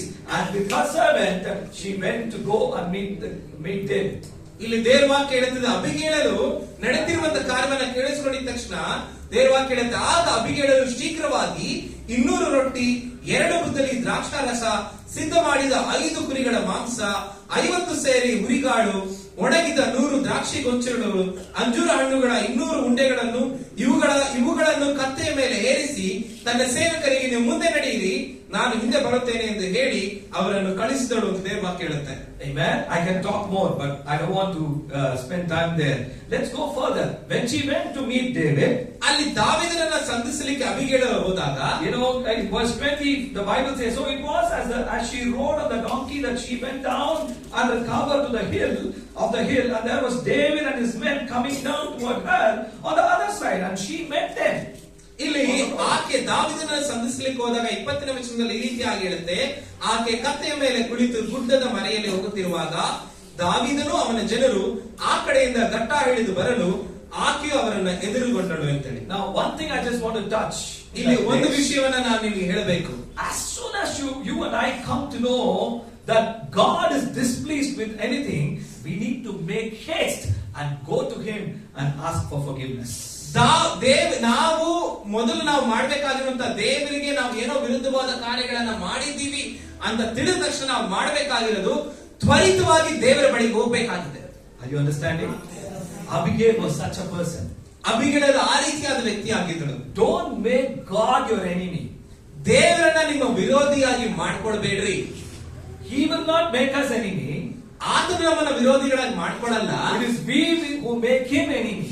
ನಾವು ಆತನನ್ನ ವಿರೋಧಿಯಾಗಿ ಮಾಡ್ಕೊಳ್ತೇವೆ. If we go to him on time to ask for forgiveness, we will have forgiveness. ನಾವು ದೇವರ ಬಳಿಗೆ ಸರಿಯಾದ ಸಮಯದಲ್ಲಿ ಹೋಗಿ ಕ್ಷಮಾಪಣೆ ಕೇಳಿದ್ರೆ ಆತ ನಮ್ಮನ್ನ ಕ್ಷಮಿಸ್ತಾನೆ. So what happens here? ಇಲ್ಲೇನ್ ನಡೀತದೆ? This lady in verse 22, if you read, 22ನೇ ವಚನ ನೀವು ಓದಿದ್ರೆ, you know, King 23, 24, 21, 22 and all says that David is angry, super angry. ಇಲ್ಲಿ 21ನೇ ವಚನದಲ್ಲಿ ಓದಿದ್ರೆ ದಾವೀದನು ತುಂಬಾ ಕೋಪವುಳ್ಳವನಾಗಿದ್ದಾನೆ. He is telling that this man has paid me evil for the good that I meant for him. ದಾವೀದನು ಹೇಳ್ತಾ ಇದ್ದಾನೆ, ನಾನು ಒಳ್ಳೆಯದನ್ನ ಮಾಡಿದ್ರೆ ಆತ ನನಗೆ ಕೆಟ್ಟದನ್ನೇ ಮಾಡ್ತಾ ಇದ್ದಾನೆ. Now I am going to finish him off. ನಾನೀಗ ಅವನನ್ನ ಮುಗಿಸ್ತೀನಿ. He is coming down with his people. ಆತನು ತನ್ನ ಜನರೊಟ್ಟಿಗೆ ಬರ್ತಾ ಇದ್ದಾನೆ. And see what happens here. ಅಲ್ಲಿ ಏನ್ ನಡೀತಾ ಇದೆ ನೋಡ್ರಿ. You know, verse 23, the Bible says, 23ನೇ ವಚನ ಸತ್ಯವೇದ ಈ ರೀತಿಯಾಗಿ ಹೇಳುತ್ತೆ, Abigail goes before David. ಇಲ್ಲಿ ಅಬಿಗೇಲಳು ದಾವೀದನ ಮುಂದೆ ಹೋಗ್ತಾ ಇದ್ದಾಳೆ. And she immediately dismounts from the donkey, fell on her face before David, bowed down to the ground. ಇಲ್ಲಿ ದೇವವಾಕ್ಯ ಹೇಳುತ್ತದೆ, ಅಬಿಗೇಲಳು ದಾವೀದನನ್ನು ಕಂಡ ಕೂಡಲೇ ಕತ್ತೆಯಿಂದ ಹಿಡಿದು ಅವನಿಗೆ ಸಾಷ್ಟಾಂಗ ನಮಸ್ಕರಿಸಿದಳು. Can you imagine? Do we do that to Jesus? ನಾವು ಯೇಸುವಿಗೆ ಆ ರೀತಿಯಾಗಿ ಮಾಡ್ತೀವಾ? I know in the church there is not enough space to do that. ನಮ್ಮ ಈ ಸಭೆಯಲ್ಲಿ ಬೇಕಾದ ಸ್ಥಳ ಇಲ್ಲ ನಾವು ಸಾಷ್ಟಾಂಗ ನಮಸ್ಕಾರ ಮಾಡ್ಲಿಕ್ಕೆ. But that's why I always say corporate worship is excellent, it's good, we enjoy because co-believers are there. ನಾನು ಯಾವಾಗ್ಲೂ ಹೇಳ್ತಾ ಇರ್ತೀನಿ, ನಾವು ಸಭೆಯಾಗಿ ಈ ರೀತಿಯಾಗಿ ಕೂಡಿ ಬಂದು ಆರಾಧನೆ ಮಾಡುವುದು ತುಂಬಾ ಒಳ್ಳೆಯದು, ತುಂಬಾ ಚೆನ್ನಾಗಿದೆ. Oh my goodness, I have to be Matikare at 11. It's already 10:50. I don't know what I'll do. Anyway, listen, what I'm trying to say, in our personal life, in our house, we need to prostrate before God and worship Him. ನಮ್ಮ ವೈಯಕ್ತಿಕ ಜೀವನದಲ್ಲಿ, ನಮ್ಮ ವೈಯಕ್ತಿಕ ಆರಾಧನೆಯಲ್ಲಿ ದೇವರ ಮುಂದೆ ನಾವು ಸಾಷ್ಟಾಂಗವಾಗಿ ಅಡ್ಡ ಬಿದ್ದು ದೇವರನ್ನು ಆರಾಧಿಸಬೇಕಾಗಿದೆ. What is this posture shows of Abigail before David? ದಾವೀದನ ಮುಂದೆ ಅಬಿಗೇಲಳು ಸಾಷ್ಟಾಂಗವರಿಗೆ ನಮಸ್ಕರಿಸಿದಲ್ಲ, ಅದು ಏನನ್ನ ತೋರಿಸ್ತದೆ? It shows total surrender.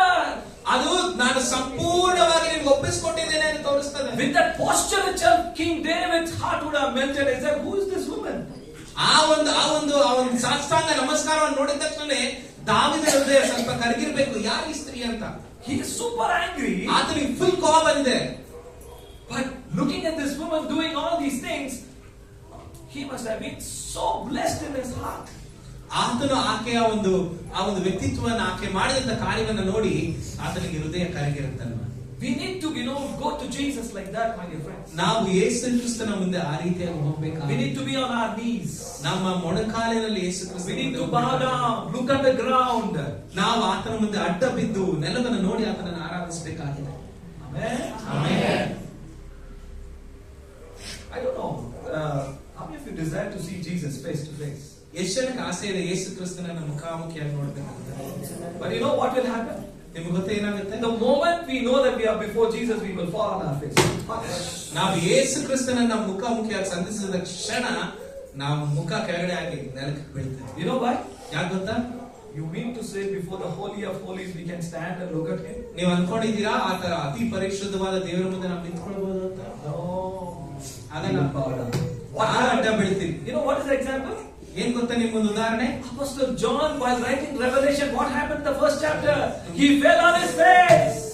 ಅಪೊಸ್ತಲನಾದ ಯೋಹಾನನ ಪ್ರಕಟಣೆ ಬರೆಯುವಂತ ಸಮಯದಲ್ಲಿ ಮೊದಲನೇ ಅಧ್ಯಾಯದಲ್ಲಿ ನೋಡಿದ್ರೆ ಆತನು ಬೋರ್ಲು ಬಿದ್ದರು, ಮುಂದೆ ದೇವರ ಮುಂದೆ ಬಿದ್ದೋದನ್ನು ಅಂತ ದೇವರ ವಾಕ್ಯ ಹೇಳುತ್ತೆ. That is the reason when the meetings people fall behind. No, I always have to. Please answer this. I don't want people to fall behind. ನಾನು ಯಾವಾಗ ಯೋಚನೆ ಮಾಡ್ತಾ ಇರ್ತೀನಿ, ಈ ಕೆಲವೊಂದು ಕಡೆಗಳಲ್ಲಿ ಪೂಜೆಗಳು ನಡಿಬೇಕಾದ್ರೆ ಜನರು ಯಾಕೆ ಹಿಂದೆ ಬೀಳ್ತಾರೆ ಅಂತ. Anyway, it's up to you to think about it. ಅದು ನಿಮ್ಮ ವಿವೇಚನೆಗೆ ಬಿಟ್ಟಿದ್ದು. But you see the Bible, you see Isaiah, you see Jeremiah, you see all the prophets. Whoever met God, angel of God, doom, not ಯಾರ್ಯಾರು ದೇವರನ್ನ ಮುಖಾಮುಖಿಯಾಗಿ ಸಂಧಿಸಿದ್ರು ಅವ್ರ ಮುಂದೆ board ಬಿದ್ರು, ದೇವರ ಮುಂದೆ ಅಡ್ಡ ಬಿದ್ರು. like this only in the last. ಹಿಂದೆ ಬೀಳೋದು ಕೊನೆ ಬಾರಿ ಒಂದೇ ಸರಿ ಬೀಳೋದು, ಎದೊಳಕ್ಕಾಗಲ್ಲ. I won't go further.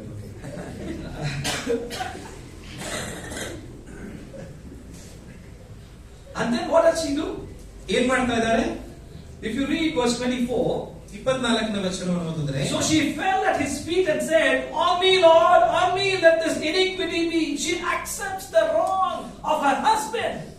ಇಲ್ಲಿ ಆಕೆ ಈ ರೀತಿಯಾಗಿ ಹೇಳ್ತಿದ್ದಾರೆ 25ನೇ ವಚನದಲ್ಲಿ, ಸ್ವಾಮಿ ಮೂರ್ಖನಾದ ಆ ನಾಬಾಲನನ್ನು ರಕ್ಷಿಸುತ್ತಿರು ಅಂತ ಹೇಳಿ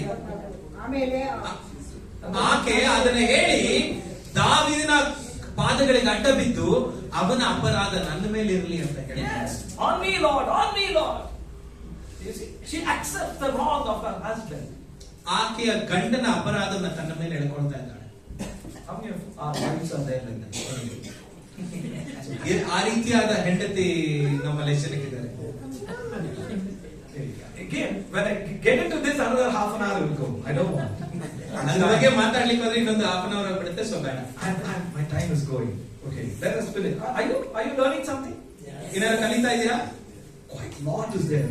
Wealth is there of God in these passages. ದೇವರ ಒಂದು ಐಶ್ವರ್ಯ ಈ ಒಂದು ವೇದ ಭಾಗದಲ್ಲಿದೆ.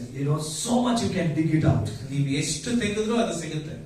And then she said, and she asked permission to speak before king. ದಾವೀದನೊಟ್ಟಿಗೆ ಮಾತಾಡ್ಲಿಕ್ಕೆ ಅನುಮತಿ ಕೇಳ್ತಾ ಇದ್ದಾಳೆ. And then in verse 3, the Bible says there, in that verse 24, in the last line, he says, and please let your maidservant speak in your ears and hear the words of your maidservant. She humbles even more. Can you imagine? ನಿನ್ನ ದಾಸಿಯು ಮಾತಾಡುವುದಕ್ಕೆ ಅಪ್ಪಣೆಯಾಗಲಿ, ಅವಳ ಮಾತನ್ನ ಲಾಲಿಸಬೇಕು, ನಿನ್ನ ಸೇವಕಿಯ ಮಾತನ್ನ ಲಾಲಿಸಬೇಕಂತ ಇನ್ನೂ ತನ್ನನ್ನು ತಗ್ಗಿಸಿಕೊಳ್ತಾ ಇದ್ದಾಳೆ. She is a wife of a rich man. ಆಕೆ ಒಬ್ಬ ಹಣವಂತನಾದ ಐಶ್ವರ್ಯವಂತನಾದ ಹೆಂಡತಿ.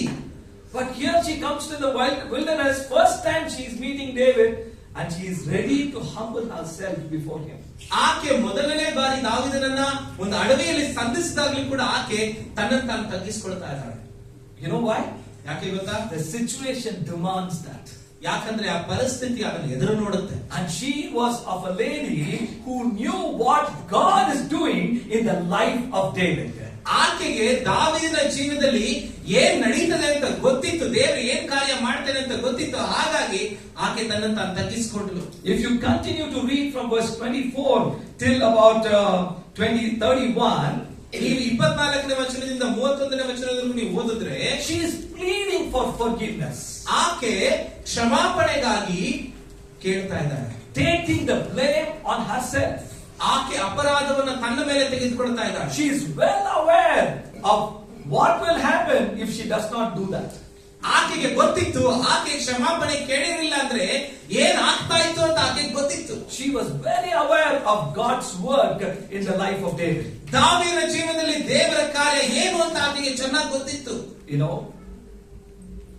making the long story short, ಆ ದೊಡ್ಡದಾದ ಒಂದು ಕಥೆಯನ್ನು ಚಿಕ್ಕದಾಗಿ ಹೇಳಬೇಕಂದ್ರೆ, you know, maybe we can get into that some other time. Verse 35 says, 35ನೇ ವಚನ ಈ ರೀತಿಯಾಗಿ ಹೇಳುತ್ತೆ. let's read verse 30 and then 35. 30ನೇ ವಚನ ಅದಾದ್ಮೇಲೆ 35ನೇ ವಚನ. Okay. 29 and 30. 29-30. Yet a man has risen to pursue you and seek your life. These are the words of Abigail. But the life of my Lord shall be bound in the bundle of the living with the Lord your God, and the lives of your enemies he shall sling out as from the pocket of a sling. And it shall come to pass when the Lord has done for my Lord according to all the Lord that he has spoken concerning you, all the good that Lord has done, spoken concerning you, and has appointed you ruler over Israel, that this will be no grief to you, nor offense of my heart by my Lord. 29, 30, 31ನೇ ವಚನ ಯಾರಾದ್ರೂ ಓದ್ತೀರಾ? Quickly. ಯಾವನಾದರೂ ಯೆಹೋವನಿಂದ ಸತನಾದ ನಾಬೇಲನ ಸತ್ತನೆಂಬ ವರ್ತಮಾನವು ದಾವೀದನು ಕೇಳಿ ಅಲ್ಲ 25, 29, 30, 31. If anyone should attack you and try to kill you, the Lord your God will keep you safe, as a man got a precious treasure. As for your enemies, however, he will throw them away, as a man hurls stones with his catapult.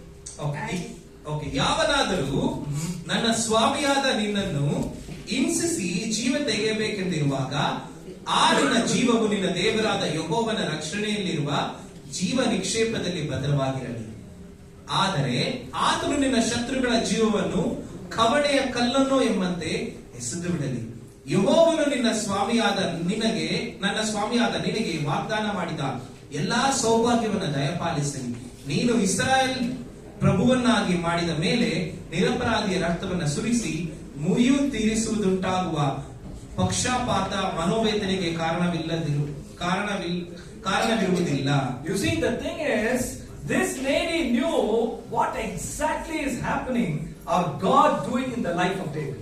ದಾವೀದನ ಜೀವನದಲ್ಲಿ ದೇವರು ಮಾಡ್ತಿರುವಂತ ಕಾರ್ಯಗಳನ್ನು ಆಕೆ ಚೆನ್ನಾಗಿ ತಿಳ್ಕೊಂಡಿದ್ದ. That's why I want to ask you, do you know what God is doing right now in this world? ನಿಮಗೆ ಗೊತ್ತಾ ದೇವರು ಈ ಲೋಕದಲ್ಲಿ ಏನನ್ನ ಮಾಡ್ತಾ ಇದ್ದಾನೆ ಅಂತ? Now. ಈಗ ಏನು ಮಾಡ್ತಾ ಇದ್ದಾನೆ ಅಂತ ಗೊತ್ತಾ? Do you know what is happening? According to the word, many prophecies are getting fulfilled. ಸತ್ಯವೇದ ಪ್ರಕಾರ ಅನೇಕ ಪ್ರವಾದನೆಗಳು ನೆರವೇರ್ತಾ ಇದೆ ಲೋಕದಲ್ಲಿ. Do you know what is happening? ನಿಮಗೆ ಗೊತ್ತಾ ಏನ್ ನಡೀತಾ ಇದೆ? Because if you don't know, like Nabal, we will only react, but we don't know how to honor whom God wanting to honor. ನಮಗೆ ಗೊತ್ತಿಲ್ಲ ಅಂತ ಹೇಳೋದಾದ್ರೆ ನಾವು ನಾಬಾಲನ ಹಾಗೆ ಪ್ರತಿಕ್ರಿಯಿಸ್ತೇವೆ. And we will not know how to honor whom we have to honor. ನಾವು ಯಾವ ರೀತಿಯಾಗಿ ಯಾರನ್ನ ನಾವು ಗೌರವಿಸಬೇಕು ಅಂತ ಗೊತ್ತಾಗಲ್ಲ. But Abigail knew all those things. ಅಬಿಗೇಲನಿಗೆ ಅದೆಲ್ಲ ಗೊತ್ತಿತ್ತು. And what happened? ಏನಾಯ್ತು? Verse 35 says, 35ನೇ ವಚನ ಹೇಳುತ್ತೆ, then David said to Abigail, blessed is the Lord God of Israel who sent you this day to meet me. He blessed her. ದಾವೀದನು ಅಬಿಗೈಲಳಿಗೆ ಈಗ ಹೇಳ್ತಾ ಇದ್ದಾನೆ 35ನೇ ವಚನ, ಆಕೆಗೆ ಸಮಾಧಾನದಿಂದ ಮನೆಗೆ ಹೋಗು, ನಿನ್ನನ್ನು ನೋಡಿ ನಿನ್ನ ವಿಜ್ಞಾಪನೆಯನ್ನು ಲಾಲಿಸಿದ್ದೇನೆ ಆತನು. You see, he also blessed her and thanked her for the advice she has given. ಆಕೆಯನ್ನ ಆತನು ಆಶೀರ್ವದಿಸ್ತಾ ಇದ್ದಾನೆ ಅಂತ ಹೇಳಿ ದೇವರ ವಾಕ್ಯ ಹೇಳುತ್ತೀವಿ. Now this Abigail goes to Nabal, goes back home. ಆ ಅಬಿಗೈಲಳು ಮನೆಗೆ ಹೋಗ್ತಾ ಇದ್ದಾಳೆ. It is evening. ಸಾಯಂಕಾಲ ಆಗಿದೆ. If you read verse 36, 36ನೇ ವಚನ ಓದಿದ್ರೆ ಗೊತ್ತಾಗುತ್ತೆ. Now David had already eaten or taken everything what Abigail had brought, gave it to his people. They are very happy. ದಾವೀದನು ಅಬಿಗೈಲಳು ತಂದಂತ ಎಲ್ಲವನ್ನ ತೆಗೆದುಕೊಂಡು ತನ್ನ ಜನರಿಗೆ ಕೊಟ್ಟಿದ್ದಾನೆ. ಅವರೆಲ್ಲ ಸಂತೋಷವಾಗಿದ್ದಾರೆ. They are blessed. ಅವರೆಲ್ಲ ಆಶೀರ್ವಾದವಾಗಿದ್ದಾರೆ. In verse 36, 36ನೇ ವಚನ, Abigail goes home. ಅಬಿಗೈಲಳು ಮನೆಗೆ ಹೋಗ್ತಾ ಇದ್ದಾಳೆ. And what is Nabal doing? ನಾಬಾಲ್ ಏನ್ ಮಾಡ್ತಾ ಇದ್ದಾನೆ? And there he was holding a feast in his house, like the feast of a king. And Nabal's heart was merry with him, and for he was very drunk. Therefore she told him nothing, little or much, until morning light. ಇಲ್ಲಿ ನಾವು ನೋಡ್ತಾ ಇದ್ದೇವೆ, ಅಬಿಗೈಲಳು ಮನೆಗೆ ಹೋದಾಗ ನಾಬಾಲನು ರಾಜನಂತೆ ಒಂದು ದೊಡ್ಡ ಔತಣವನ್ನು ಮಾಡಿಸಿ ಬಹಳವಾಗಿ ಕುಡಿದು ಬಹು ಸಂಭ್ರಮದಿಂದಿದ್ದ ಕಾರಣ ಆಕೆ ಮರುದಿನದವರೆಗೂ ಏನು ವಿಷಯನೂ ನಾಬಾಲನಿಗೆ ಹೇಳಿಲ್ಲ. Where was Nabal's heart? ನಾಬಾಲನ ಹೃದಯ ಎಲ್ಲಿದೆ? Carnality and self and flesh will only want to entertain yourself. ಆ ಒಂದು ಸ್ವಾರ್ಥ ಅನ್ನುವಂಥದ್ದು ದೈಹಿಕವಾಗಿ ಲೌಕಿಕವಾಗಿ ನಾವು ಇರೋದಾದ್ರೆ ಅದು ನಮ್ಮನ್ನ ನಾವು ಸಂತೋಷ ಪಡಿಸ್ಕೊಳ್ಳೋದ್ರಲ್ಲೇ ಯಾವಾಗ್ಲೂ ಇರ್ತೀವಿ. You see, even at home, ಈ ಮನೆಯಲ್ಲಿ ಕೂಡ even the remote will not be given to another person. ಮನೆಯಲ್ಲಿರೋ ರಿಮೋಟ್ ಕೂಡ ಬೇರೆ ವ್ಯಕ್ತಿ ಕೊಡೋದಿಲ್ಲ. Football is going on. I like football. Head of the family, and they will only watch football. ನಾನು ಮನೆಯಲ್ಲಿ ಮುಖ್ಯ ವ್ಯಕ್ತಿ, ನಾನು ಫುಟ್ಬಾಲ್ ಅಂದ್ರೆ ಇಷ್ಟ, ನಾನು ಫುಟ್ಬಾಲ್ ನೋಡ್ತೀನಿ, ಎಲ್ಲರೂ ಅದನ್ನೇ ನೋಡೋದು. If it is cricket, only cricket. ಅದು ಕ್ರಿಕೆಟ್ ಅಂದ್ರೆ ಬರೀ cricket. If the woman is holding the remote, ಸ್ತ್ರೀ ತನ್ನ ಕೈಯಲ್ಲಿ ರಿಮೋಟ್ ಅನ್ನು ಇಟ್ಕೊಂಡಿದ್ರೆ, I will watch the serial. ನಾನು ಧಾರಾವಾಹಿನೇ ನೋಡೋದು. I will not allow anyone else to watch anything else. ನಾನು ಬೇರೆ ಯಾರನ್ನು ಏನು ನೋಡಕ್ ಬಿಡೋದಿಲ್ಲ. Why? ಯಾಕೆ? Because self is raging inside. ಸ್ವಾರ್ಥ ಅನ್ನೋದು ಹೊರಗಡೆ ಬರ್ತಾ ಇದೆ, ಅದು ಬೆಳೆದು ಕುಗ್ತಾ ಇದೆ. Excellent. Thank you so much. Excellent word that is. If you have to put that ಕುಗ್ತಾ ಇದೆ ಕುಗ್ಗೋದನ್ನ ನೀವು ಕಮ್ಮಿ ಮಾಡ್ಬೇಕಂದ್ರೆ only the word of God and the Holy Spirit can do it. ದೇವರ ವಾಕ್ಯ ಪವಿತ್ರಾತ್ಮನು ಮಾತ್ರವೇ ಮಾಡ್ಲಿಕ್ಕೆ ಸಾಧ್ಯ. Nothing else will do that. ಬೇರೆ ಯಾವುದು ಮಾಡ್ಲಿಕ್ಕೆ ಸಾಧ್ಯ ಇಲ್ಲ. And what happened after that? ಅದಾದ್ಮೇಲೆ ಏನಾಯ್ತು? Last climax. ಕೊನೆಯದಾಗಿ. Many of them like climax. No?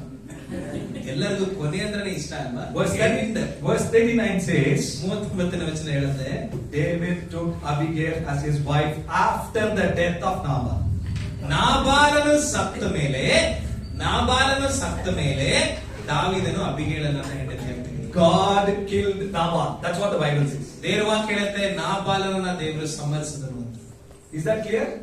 ಅರ್ಥ ಆಯ್ತಾ? He didn't get married while he was alive. ನಾಬಾಲನು ಇನ್ನು ಬದುಕಿದಾಗ ದಾವೀದ ಅಬಿಗೈಲಳನ್ನು ಮದುವೆ ಆಗಲಿಲ್ಲ. He died. ನಾಬಾಲನು ಸತ್ತೋದ.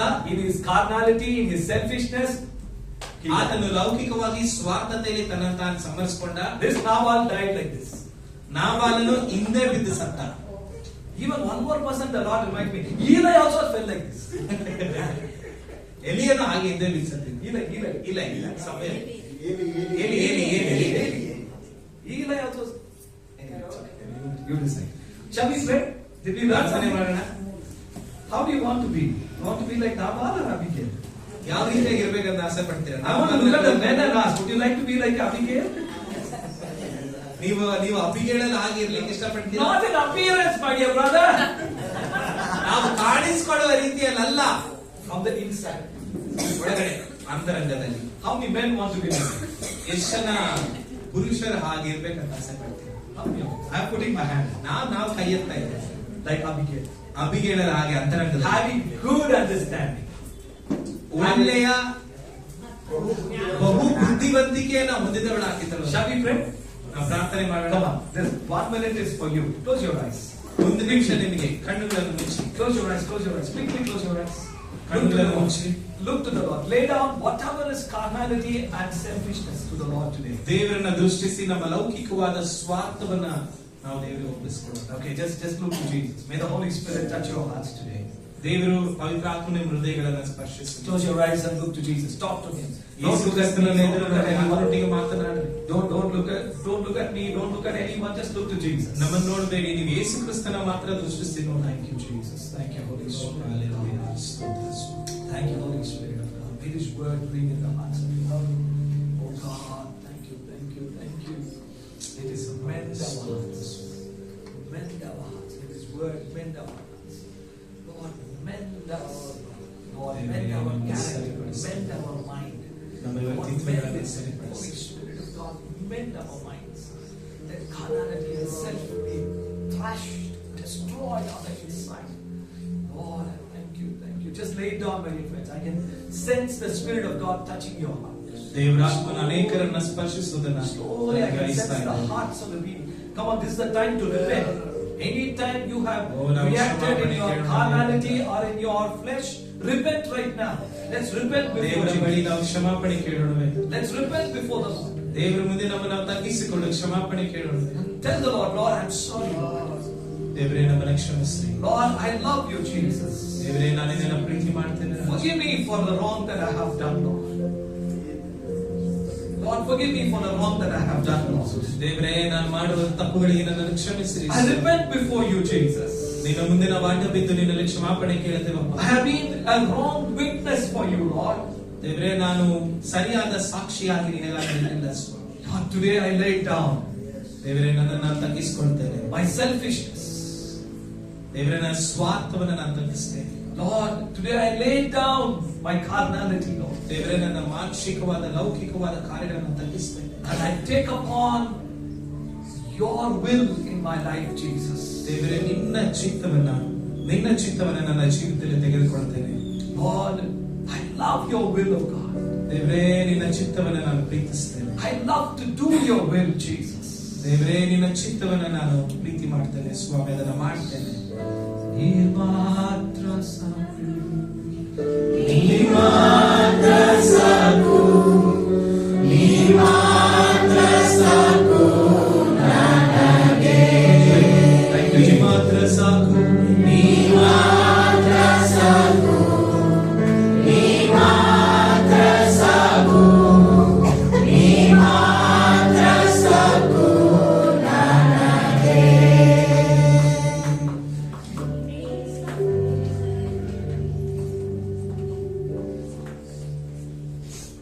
Thank you, Brother Srinivas and Girish, for this wonderful message today.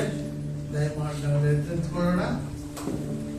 ಈಗ ಸಮಯದಲ್ಲಿ ಹೇಳಿದಂತಹ ಈ ಮೂರು ವ್ಯಕ್ತಿತ್ವದ ಬಗ್ಗೆ ನಾವು ಗಂಭೀರವಾಗಿ ತೆಗೆದುಕೊಂಡು ಕರ್ತನಿಗೆ ಸಾಷ್ಟಾಂಗವಾಗಿ ಎರಗಿ ನಮ್ಮನ್ನೇ ನಾವು ಸಮರ್ಪಿಸುವ ಹಾಗೆ ನಮ್ಮ ಮಧ್ಯವಿರುವ ಪಾಸ್ಟಮ್ಮ ನಿರ್ಮಲ ಮೇಲೆ ಪ್ರಾರ್ಥನೆ ಮಾಡಿ ನಾವು ನಮ್ಮ ಅಂತ್ಯ ಆಶೀರ್ವಾದ ನೋಡಿಕೊಳ್ಳೋಣ. ಪ್ರೀತಿ ಸ್ವರೂಪನಾಗಿರುವಂತ ನಮ್ಮ ಸ್ವರ್ಗೀಯ ತಂದೆಯಾದ ದೇವರೇ, ನಿನಗೆ ಸಮಯಕ್ಕಾಗಿ ಸ್ತೋತ್ರ. ಅಪ್ಪ, ನಿನ್ನ ದಿನದಲ್ಲಿ ನಿನ್ನ ಮಕ್ಕಳಾದ ನಾವು ನಿನ್ನ ಸನ್ನಿಧಾನದಲ್ಲಿ ನಿನ್ನನ್ನು ಅಡ್ಡಬಿದ್ದು ಆರಾಧಿಸುವಂತೆ ಸ್ವಾಮಿ, ನಮಗೆ ಕೊಟ್ಟಂತ ನಿನ್ನ ಕೃಪೆಗಾಗಿ ನಾವು ನಿನಗೆ ಎಷ್ಟು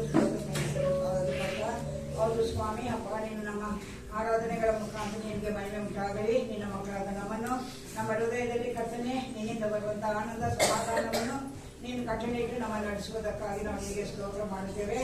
ಹೌದು ರಕ್ಷಕ, ಕುಟ್ಟಿದ ಮನಸ್ಸೇ ದೇವರಿಗೆ ಇಷ್ಟ ಆಗ್ತಾ ಇಲ್ಲ ಸ್ವಾಮಿ.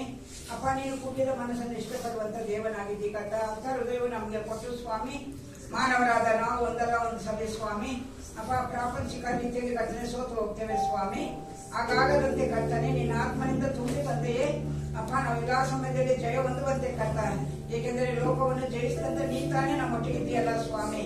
ಅದಕ್ಕಾಗಿ ನಾವು ನಿನಗೆ ಸ್ತೋತ್ರ ಸ್ವಾಮಿ. ಅಪ್ಪ, ನಿನ್ನ ಮಗನಾದ ಯೇಸು ಕ್ರಿಸ್ತನ ಮೂಲಕ ನಮಗೆ ನೀತಿ ಅಪ್ಪ ಜ್ಞಾನ ಅಪ್ಪ ಸಮಾಧಾನವನ್ನು ನೀನು ಅನುಗ್ರಹಿಸಿದ್ದಿಲ್ಲ ಸ್ವಾಮಿ, ಕಟ್ಟಲೆ ಇಟ್ಟಿದ್ದೆಲ್ಲ ಕರ್ತನೆ. ಅದಕ್ಕಾಗಿ ನಾವು ನಿನಗೆ ಸ್ತೋತ್ರ ಸ್ವಾಮಿ. ಆ ಸಮಾಧಾನದಲ್ಲಿ ಕರ್ತನೆ ಅಪ್ಪ, ಆ ನಿನ್ನ ಜ್ಞಾನದಲ್ಲಿ ಕರ್ತನೆ ಬರುವಂತ ಎಲ್ಲಾ ದಿನಗಳಲ್ಲಿ ಸ್ವಾಮಿ ದೇವನೇ ಅಪ್ಪ, ನಿನ್ನ ಮಕ್ಕಳಾಗಿ ನಾವು ಲೋಕದಲ್ಲಿ ಸಾಕ್ಷಿಗಳಾಗುವಂತೆ ಸ್ವಾಮಿ, ನಿನ್ನ ವಿಶೇಷವಾದ ಆತ್ಮನ ಅಭಿಷೇಕ ಸ್ವಾಮಿ ನಮ್ಮ ಒಬ್ಬೊಬ್ಬರಲ್ಲಿ ಕೊಟ್ಟು ನಮ್ಮನ್ನು ನಡೆಸಬೇಕೆಂದು ನಮ್ಮ ಕರ್ತನಾಗಿರುವಂತಹ ಕ್ರಿಸ್ತ ಯೇಸುವಿನ ನಾಮದಲ್ಲಿ ಸ್ತೋತ್ರಗಳೊಂದಿಗೆ ಆಮೆನ್. ನನ್ನ ಮನವೇ ಹಾಡು. ನಾಮವನ್ನು ಕೀರ್ತಿಸಿ. ನನ್ನ ಮನವೇ ಅವರನ್ನು ಕೊಂಡಾಡು.